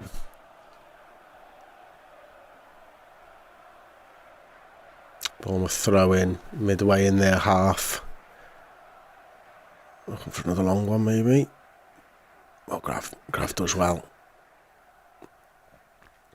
Oh, well in, Connor. Yeah, but we just can't make it stick. Right place, right time again from Conor Bradley. Virgil van Dijk, left-footed ball, looking for the run of Diogo Jota, cut out. There you go, Virgil's on it again. Feet of Virgil nice again. Ball. Pushes it forward to Gakpo. He's onside. Can he get there? Good defending. Darwin just couldn't get the jet engines up to speed in time. It's that Gravenberch first touch forwards thing, isn't it? Yeah. Always. He's such a good footballer, isn't he? Oh, Conor Bradley, a little forearm smash there. I mean, I'm not sure it's a yellow card, but anywho. Okay, maybe. I mean, Jurgen Klopp disagrees, which is enough for me.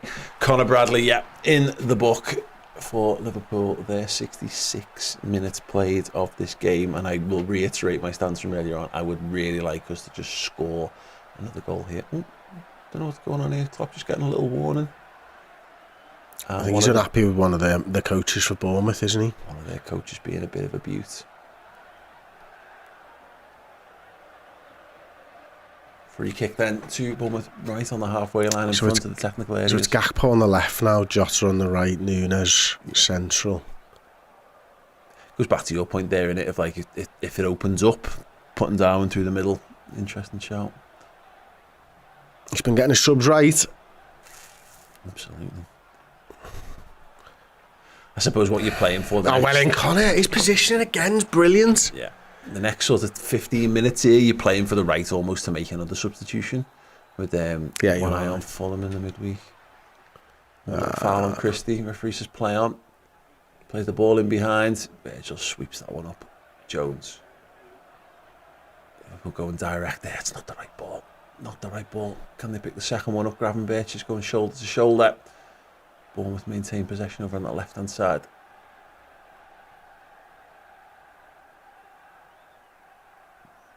I'm kind of not really sure what to say about this game. It's just kind of going on, really. It's not like we've been racking up loads of like great chances on goal or whatever, but has generally felt like we've been all right. But in the second half, we've been much better though. 72% of the ball. 5 shots, 1 big chance, obviously scored it.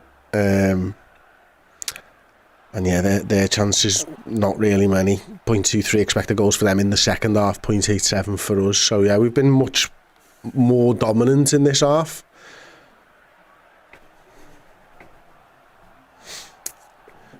Yeah, Klopp fuming. They're going to have to come out at some point, though. I still don't think they're fully committed to getting back into the game, and when that happens, that's when we can strike. The substitution here for Bournemouth. Clivert's off, and a player comes on.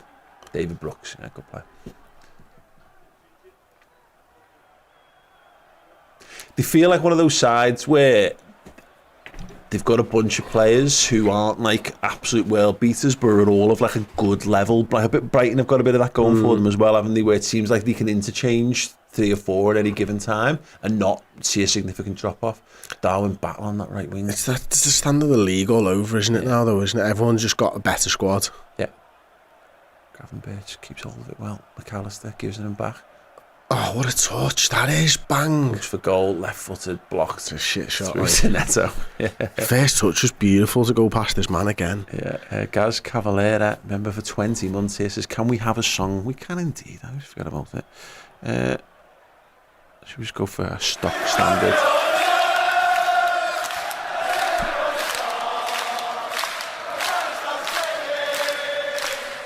Virgil van Dijk up against Solanke. He's dealt with him really well. Jota seems to switch off there, doesn't he?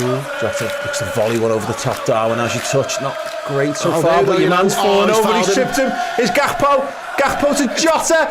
Jota in the box. Yeah! Jota with the goal! Oh, yes, it's Liverpool. 2 goals to the good against Bournemouth. And it was a bit of a mess in getting there, but ultimately, classic Diogo Jota. Clinical, ruthless killer in front of goal. And yes, great finish. Great goal. The defenders have been struggling dealing with bouncing balls. Liverpool's defenders and their defenders all game long. Darwin Núñez plays on that. He's actually fouled, I think, isn't he? And then Gakpo just arrives, takes the ball off him. Let's see it now. Was it Harvey Elliott with the big hoof over the top? Jota with the hoof, yeah. And then, there you go. Won it.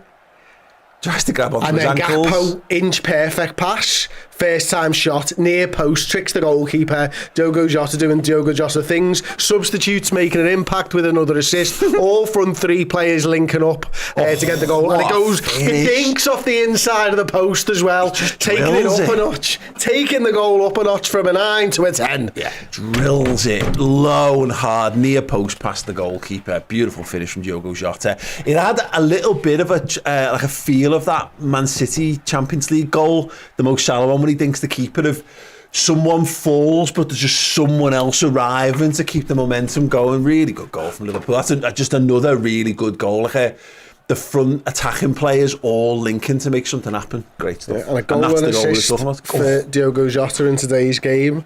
A goal for Darwin Núñez and an assist for Cody Gakpo. Lovely stuff. Wow. What is that touch, Cody? Wow. He's just tackled himself under no pressure. That was shite. Yeah. Anyway, it's fine. It was a throw and it was taken quickly and Liverpool have the ball again. McAllister sends one over the top for Jota to run down here. Neto's come a long way to volley it forward. Conor Bradley, of course, was there to meet it. Gravenberch.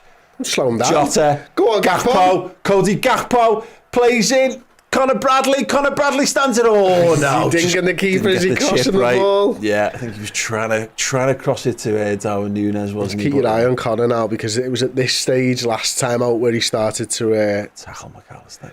Struggle a little bit. Yeah, Liverpool need to get back in their shape. They've got good numbers back, but can they get them into a firm and solid shape? Ball across, good ball, yeah. Poor touch from Solanke, and it's into the hands of Alisson Becker.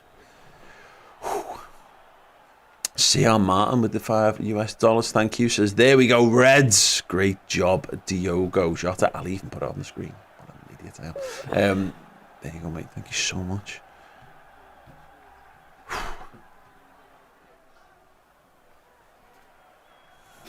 Oh, lovely. Yeah. Oh, go on. I want another one here, Chris. Okay, I'll take 2. This next sort of 10 minutes here was where Bournemouth have now, to your point earlier, I've got no choice now but to try and chase it. And is this where we can just absolutely unequivocally put this one to bed? Curtis Jones, very deep there, playing the ball over to Konate on that right-hand side. Jota turns under pressure, gives it away. Jota not happy again there, though. Yeah, again, Liverpool need to get back in. Gomez racing to Well in cover his man. Kurt, well in Macker. Yeah, Curtis Jones. He's done it again, has he now? Giving her away. Hey. In the box. Oh, well done. He's done his defensive work really well. Oh, Darwin just couldn't quite get it to Cody Gakpo there. His poor control that almost passed as a pass didn't quite work. Conor Bradley gives away a free kick. Just a bit too dogged there. He's not happy about it. Oh, yellow as well. He needs to be careful. No, it's a nothing foul. Yeah. Although you never put it past these refs, would you? Yeah, Dom Lear, I'm having this. Owen plus Fowler equals Jota. Yeah, definitely.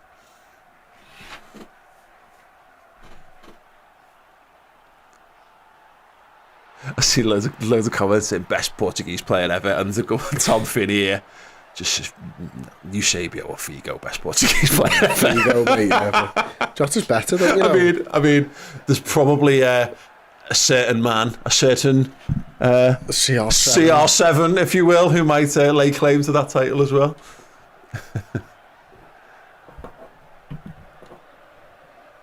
But he's good though, Diogo. Oh, better than Figo, don't you know? Better than Figo, don't you know? We got that song. We should have that song. I mean, it's a wild oversight. That sounds like Si, right? Yeah. That's pissed Si as well. Oh, great touch that into the box here, Bournemouth. This could be a big... Canate! What a tackle! Man mountain. Go ahead, take it quick. That is incredible defending from Canate. Wow. Oh, Gets a chest bump as well from Verge. Wow. Outstanding. Came from nowhere though. It just didn't seem like he was going to be able to get there. You know, you thought for all the world Solanke's going to get it and put it in, but no. Ibu say no. Good play from Aarons, isn't it? And then, not today, mate. And there's Joe picking up the pieces, getting a free kick. Funny is that there's just, you need two different types of centre half at the back. I'm convinced of it, and someone who loves that, doing that, just tackling stuff. The classic on show whip, yeah. Oh God, yeah. Because this thing, I got a bit of stick on social media for saying Virgil van Dijk might be the best defender ever to play the game, and then I had a surprising number of people defending the Nemanja Vidic, and then I saw Goldbridge tweeting stats out of comparing Vidic and Van Dijk, and it's like, I know from the casual observer they both played centre half, but anyone who knows how defenders played, it's two different positions, like left centre half and right centre half. You're comparing him to Rio, aren't you? Yeah, exactly. Van Dijk. You've got like two columns of centre halves, and on one side is your Ferdinands, your Companys, your Van Dijks, and the other side is your Terrys and your Carragers. And Kurt jumped on the volley from the corner. That was nice though, because I think it was Ibu in front of him that was sort of blocking the Bournemouth players. Look, I think it was a few of them, but certainly, yeah, Ibu's done two of them there. Oh, nice corner. Would have been nice some to see goal, something different. By the way. This team is going to be unreal next year once they all know how it is we're meant to be playing, and they've got time to develop all that extra shit as well. Absolutely unbelievable. And they're pretty good now, by the way. Here come Bournemouth again. Oh, sloppy touch. Cody Gakpo gets it back, tries to back heel into space. Oh, hello. Didn't quite get on the end of that there. Last. Good tackle. McAllister, what's the word? Yeah, tired tackle maybe. It's like he tries to get across the front. Page does his job again.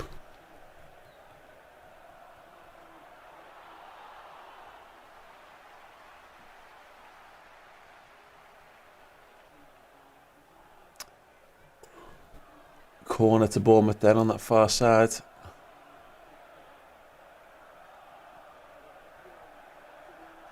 Well in. It's good that this side looks like they can defend now as well, don't they? Yeah. So no matter what type of game we get ourselves dragged in, we can play it all, and that was what the champions were. They could play any type of game. Yep. Interesting, this one. It's probably a wider topic for another day, but Bill Lau and Moniz are here, one or the other, saying, how would Klopp be viewed if he wins the second league title? Robbie on AFTV keeps saying Klopp has only won the league once. The people who say Klopp's only won one league title are people who are desperate to try and find ways to make Liverpool fans feel bad about supporting one of the best teams in Europe, or the best team in Europe, and in recent years, one of the best performing teams in Europe. Because it's funny how that happens. So it goes from, there's times of your career where people lay out every bit of silverware you've won, and then there's times when they find a way to somehow make that sound worse than it was and go, they've only won one league. Yeah, I want them to win the league for me, so I can experience it in the flesh, and that's the only reason, really. But the other reason is because I think it would be nice to just shush a few more of those conversations. Gakpo, brilliant ball. Núñez, left-hand side. Just gets into the penalty area, goes to the byline again, sticks it up. Oh, it's over everyone. Who was that? Conor Bradley's going to get there. Can he pull back? Oh, Jota slices it. And second attempt, he scored again! Diogo Jota has scored again. He was like, too easy this finishing stuff. I'll give them a chance by spooning the first one. Actually, no, never mind. I'm going to bury it instead. It is Bournemouth 0, it is Liverpool 3, and Diogo Jota has got a brace, and what a brace it is. Wow, I tell you what, but it was a ball by Gakpo to Núñez into that space. We talked about it. Would there be space behind Bournemouth? There was. It was a great ball across. I think Gravenberch nearly got his head to it, actually, with a late run into the box. We'll see it now. First time ball, look at that, bang. He's onside. And Núñez, it's a great ball by Cody Gakpo, and you can see he stands his man up, and see Gravenberch there and Gakpo both going towards the centre. Gravenberch, didn't even attempt to head it, did he? And then Jota's got his arm up early, spoons the first one, but he's just chipping it up for himself. Yeah, and then he bangs it in. Like Thierry Henry against United. That's what you call a big fat dummy. Bang! Yeah, see you later. And he's still alive, and the second finish is brilliant. Yeah, gets onto the second ball, which he created for himself. Assist and a goal. That's 2 goals and 2 assists for Diogo Jota there today. What is that like? That's like, I think you need one of them pads with the extra buttons on the back to be able to do that on FIFA. I think that's like an L2, R2, and then all 4 back buttons if you want to be able to control it off your own arse. Past all of the Bournemouth defenders there, brilliant, absolutely brilliant. Conor Bradley, great credit to him for keeping it alive at the back post. Great vision to cut it back for him. He's saying, "You've robbed me of my assist there, mate." Yeah, he is, isn't he? You've robbed me of my assist. He's had a great game though, hasn't he? And again though, the subs have made a massive difference. Klopp's got to take a lot of the credit as well as the lads. Yeah. And will we see the much vaunted and wanted by me at least Kwanzaa at right back sub? I'd like a little bit of that, you know. Owen Beck could just go on at left back. Yeah, there you go. Just bring Owen Beck on. Let's do that. I mean, the Owen Beck thing.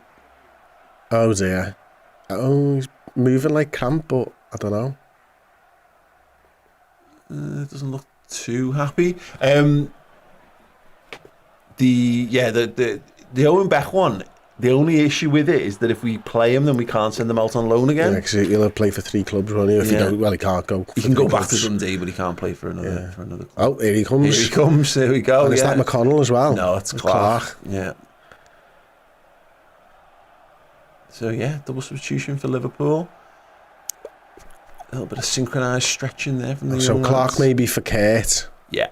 And Owen maybe for Bradley, move Gomez to right back. I'd be taking Gomez off. Okay. Just let him get him 10 minutes off. But yeah, it could very easily just be that. Yeah, Curtis Jones just having a little word and he's.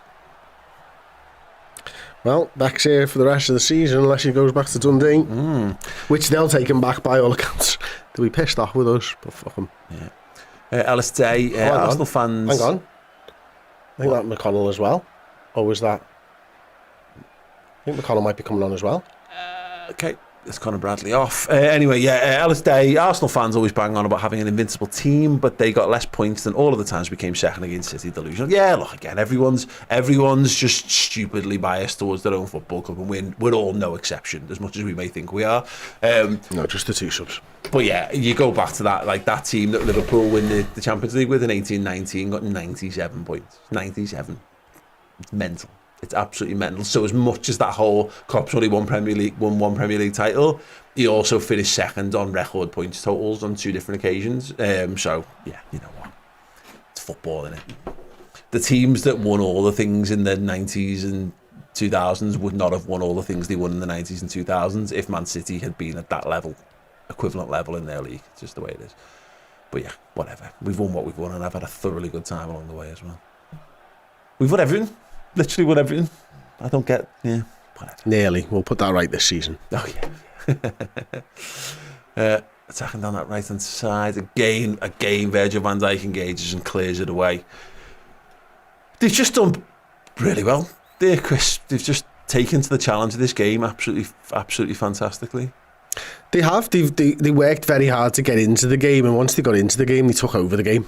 And they've waited and shown patience and resilience and skill and technique and everything. It's been a proper performance, this.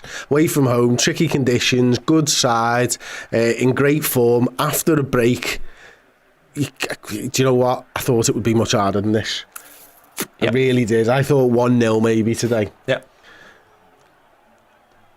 I mean, it was funny how he was at lengths in his pre-match press conference to talk about, like, the defence, and you don't realise it often at times because obviously English isn't his first language. Sometimes you take what he says and you don't really understand the deeper meaning behind it, but it always in the end slips out what has been his main focus for that week or what he's been talking to his players about. And they've clearly made let's just keep some clean sheets, lads. Yeah. That's what we need to do, is that if we keep clean sheets, the lads who score the goals will score the goals and we'll win the football matches. So yeah, really good. And again, the collectivism in this side has been brilliant again today. Jota now battling to keep it alive on the right hand side, let it run. He is indeed. When's the last time we had someone score a hat-trick? It would be Mo, will it? Couldn't tell. Yeah, I can't. He did it against Rangers when he come on as a sub, didn't he? But that was ages ago, wasn't it? Surely we've had someone else since then. Last season, wasn't it? Yeah, I don't know. Anyone know? There's no comments.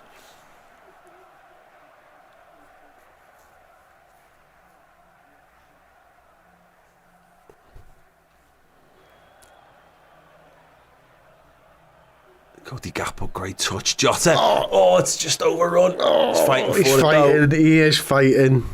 Oh, he's just kicked his man in the back of the leg as well. Go and score. Oh, if that had dropped to not one of our kids, they'd have well played on it. Yeah, Jota would have on a hat-trick. Sorry, La. Aaron's just got a little... He's had a good game, that Aaron's, as well. Yeah, he has.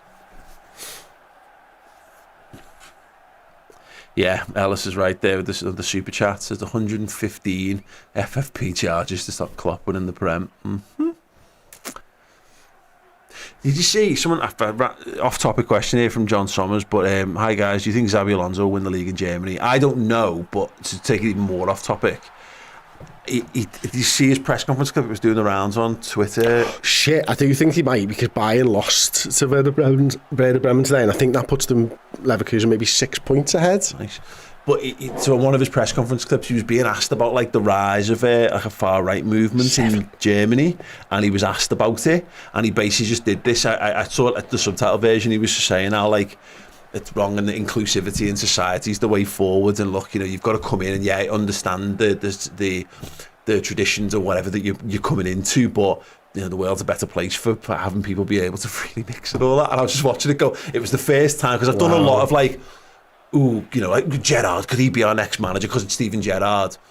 And that was the first time I've gone, oh God, I could see Xabi Alonso as a Liverpool manager. Just stupid things, but having a very socialist rhetoric and being very public with it is a and he's got that clause in his contract, hasn't he, for one of his former clubs? Yeah.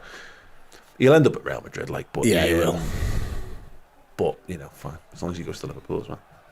I can live with that. Corner to Bournemouth, 3 minutes left of normal time.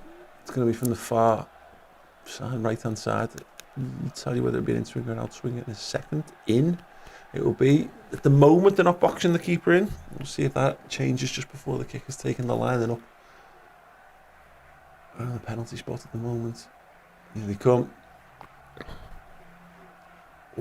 Fighting for the clean sheet, well in, lads. Hell of a touch that. Oh, that's poor. Oh, go on. He's done really well there. He's gone away with it. He's got no option there. Just run him. Oh, well done. Well done, Bobby Clark there. Gravenberch going backwards. That's a rare sight. He was just looking for Darwin to make a channel run or something. It never really arrived.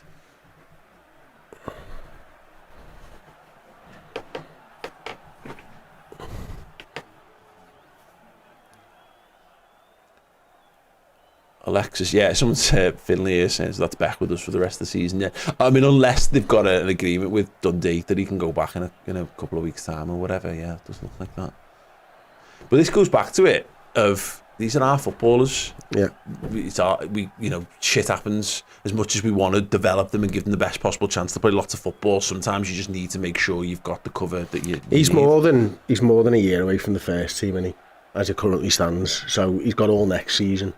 Yeah, you know what I mean. If Costas is still around, and obviously Robbo's still around, he's miles away. So it's you're right. You do want to develop your players, but you've got to make sure you're sound first and foremost. Am I right in saying both of them could be back in training this week? That is a possibility. Yeah. So you want to see how? Unfortunately, you want to see how they come back. Make sure there's no little hiccups from them and stuff like that. Joe Gomez has been brilliant though. Mm-hmm. He's been really good on the left hand side. Yeah. I totally agree on that. So we had a request for Fields of Anfield Road. Let me find that.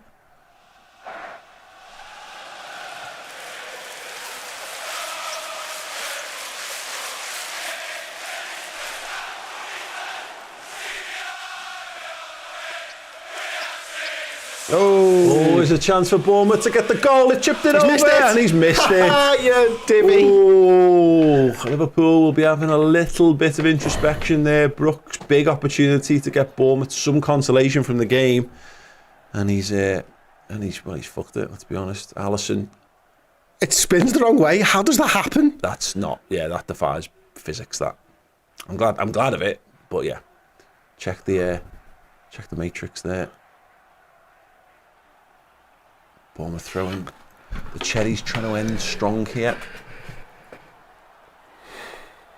A lovely Sunday afternoon of football. It's been great, hasn't it?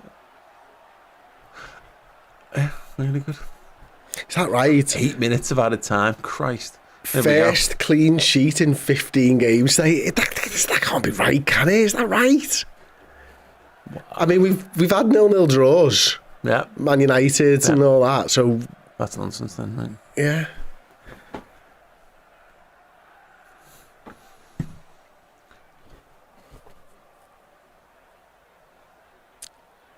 I'll touch that. Jota getting back to defend. Van Dijk with a powerful header. Pinballed. Back to back. Goal kick to Liverpool. Ian King says, I bet Tierney is hating this. PGMOL are going, you bastards, right, next week. Next week, we'll see if we can have a decisive impact.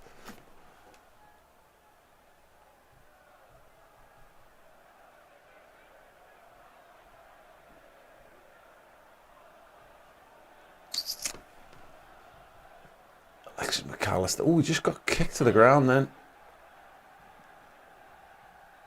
That's probably going to be a yellow card, right? Jeez, 8 minutes. Yeah. Did you just drift off? Yeah. I was just having a read of the comments.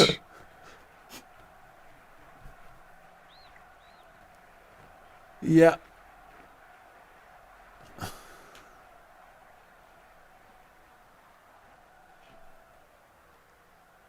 McAllister again under pressure. Oh, Christ. Canate goes back to Alisson. Liverpool just who's your man in the match, Pablo? Silly beggars here. Diogo. Yes. Look, if we're going to do like the two man of the match thing, which we, of course, we can for talking's sake. Beck having a nice little run forward there. Keeps it alive. I think McAllister's been brilliant. Yeah, but he just, hasn't scored. But he has scored 2 goals. Yeah. Any other shots? No, that was it. McAllister would be mine. Darwin! Oh, he scored again! Darwin! Maybe it's him.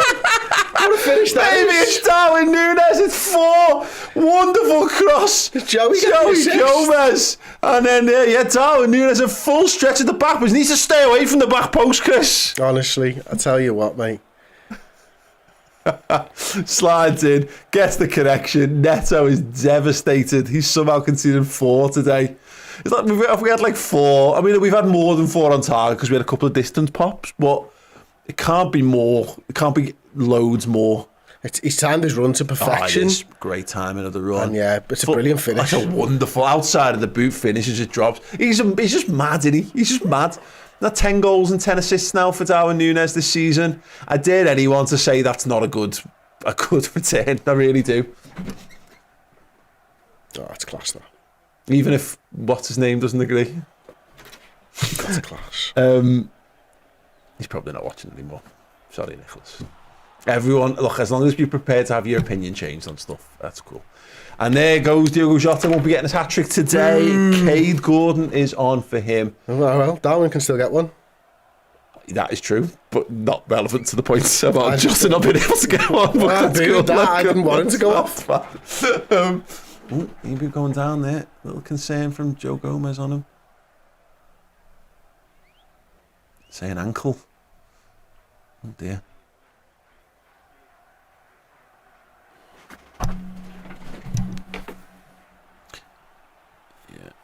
Hey, Michael McGuinness got his wish. Cade Gordon. Tommy says just got to accept he misses. It's part of the chaos. No, it is, absolutely. Oh no. His left ankle was bent there. So, come on. That didn't look good, though. Yeah, a little hop. That'll fix it. Deus Vult. Says Núñez haters sit down. Yeah, for another week. Pep's lawyer says, where's that lad that said sell him? Hey, bell that lad. Oh, good header forward. Oh, Darwin's nodding it down. Clark, oh, he went past his man. Ref. Went to ground. Referee says nothing doing It's a there. ball, that. Virgil and Allison in a foot race. Oh dear, oh dear. That has not worked out for whoever that person is for Bournemouth. Moore. Kiefer Moore? I want to say. That's a good tackle, isn't it? That's a good tackle. Did he get the ball? Did he? Yeah. Oh, he did, yeah. He did. Clark did the right thing. There we go. Good point from Dave. We can say things like this. Darwin finally learned about the offside rule. Bless him, man. Big result this. Yeah, absolutely. I think particularly because of Arsenal so decisively dispatching Palace, there was a little quiet pressure. City obviously won last week. Arsenal then coming back with a load of goals when all the criticism of Arsenal is they don't score goals. And for us to just come to what was, I can't even remember who City played last week. It was Newcastle, wasn't it? Newcastle. This was quite a tricky game amongst all of them. So yeah, good on us. I mean, to be honest with you, Crystal Palace at home, Bournemouth away. Oh, I know. There's a big difference there. No, One's half decent and the other's fucking shite and managed by Roy Hodgson, who's about to get the sack. Again, in his career. He should retire. For the 19th time in his career. Darwin Núñez probably Track him back, though. Track him back. Mm-hmm. He's bought in. And he gets booked for his troubles.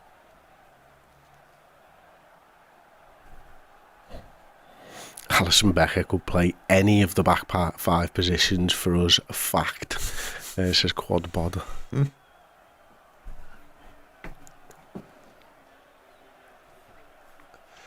Yeah, this has been a hell of a game for Liverpool. We've got a minute and a half left of additional time. I mean, it could technically be a bit on top of that because we've had extra subs and a couple of little stoppages, but I wonder whether the referee will just do Bournemouth a bit of a kindness here and call it dead on time. Oh, good touch. Bournemouth keeping them alive, trying to grab that consolation goal. Come on, Liverpool. I want the clean sheet more than I want 5 here at this point. Oh, keep the door shut. It's his hand. And they've blanded over the bar. Probably for the best.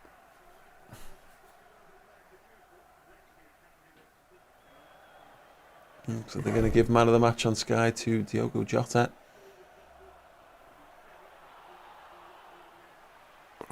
They didn't have his own assist there for himself. Cheated him out of an assist there. Excellent stuff. Just a reminder. So no Robertson. Well, it'd be no Tsimikas, no Trent, no Endo, Szoboszlai. no Szoboszlai, Salah. no Thiago. Well, obviously, no Bajcetic, obviously, no Salah. and it's 4-0 to Liverpool against one of the top 5 most informed teams in the Premier League. Not anymore. Clark driving down that left-hand side, Gakpo's outside and gets him. Can Liverpool add one more? Sends Clark to the byline. He's probably not going to get there, but he's certainly going to fight for it. Go ahead. Oh, Liverpool trying so desperately. And there goes the full-time whistle. Bournemouth 0, Liverpool 4. And despite, a fast start from Bournemouth in the early stages of both halves, Liverpool just showed their wealth of depth, experience, quality, determination, defensive resolution, and ultimately clinical finishing in front of goal. 2 for Jota, 2 for Darwin Núñez. And 3 big points for the Reds to extend their lead once again back at the top of the Premier League. Woo, Chris Pajak. Mate, that is as comfortable a 4-0 victory away from home as you're going to get, isn't it? Obviously a really tricky game against Bournemouth. They are in very, very good form, have been in very, very good form, played well for large periods of the game, but Liverpool asserted their dominance on them, showed them who was boss, took the chances in the second half, got better as the game went on. The changes made a massive difference. Jurgen's changes, of course. Darwin Núñez looks like he's full of confidence. Diogo Jota's always full of confidence. The front 3 was firing. The midfield worked incredibly hard, and the defence was brilliant, and we kept a clean sheet. 3 points, top of the league, 5-point gap to Manchester City. 2 big cup games this week before we get to focus back on the league and the Europa League coming back. Right now the entire squad is pairing, although we don't have many of them available, and our team and squad will only get better in the next 2 to 3 weeks. Completely agree with all of that. Thank you so much. If you need more post-match content, I'm going to be doing a couple of videos here on YouTube, so stay tuned for them. But if you want some more in-depth chat and podcasts, either live or to follow after all that, go to redmenplus.com. Is the club code still running? I have no idea. Probably. Go to redmenplus.com, use the code CLOP and try it all for a month. It's free for a month. Go to redmenplus.com, sign up, use the code CLOP and get the Instant Match Reaction and the Player Ratings podcast, as well as tomorrow's Final Word show. Yes, 10:30 live on redmenplus.com. Thank you so much for joining us. You guys are all amazing. Thank you for all the YouTube members and all the super chats, everyone who just commented and got involved. And especially to Nicholas Miller, who I'm sure is delighted with the performance of Darwin Núñez, because I'm sure even he would admit he's now a brilliant centre forward. Thank you so much. We'll see you all soon. Ta-ra. Hey, thank you so much for checking out the content today. If you want to get your name in and amongst these wonderful people, then head to redmenplus.com. Join as a Legend tier subscriber. You're going to get free merchandise codes. You're going to get in our Discord, and you're going to get your name at the end of YouTube videos. Yes, redmenplus.com, Legend tier status.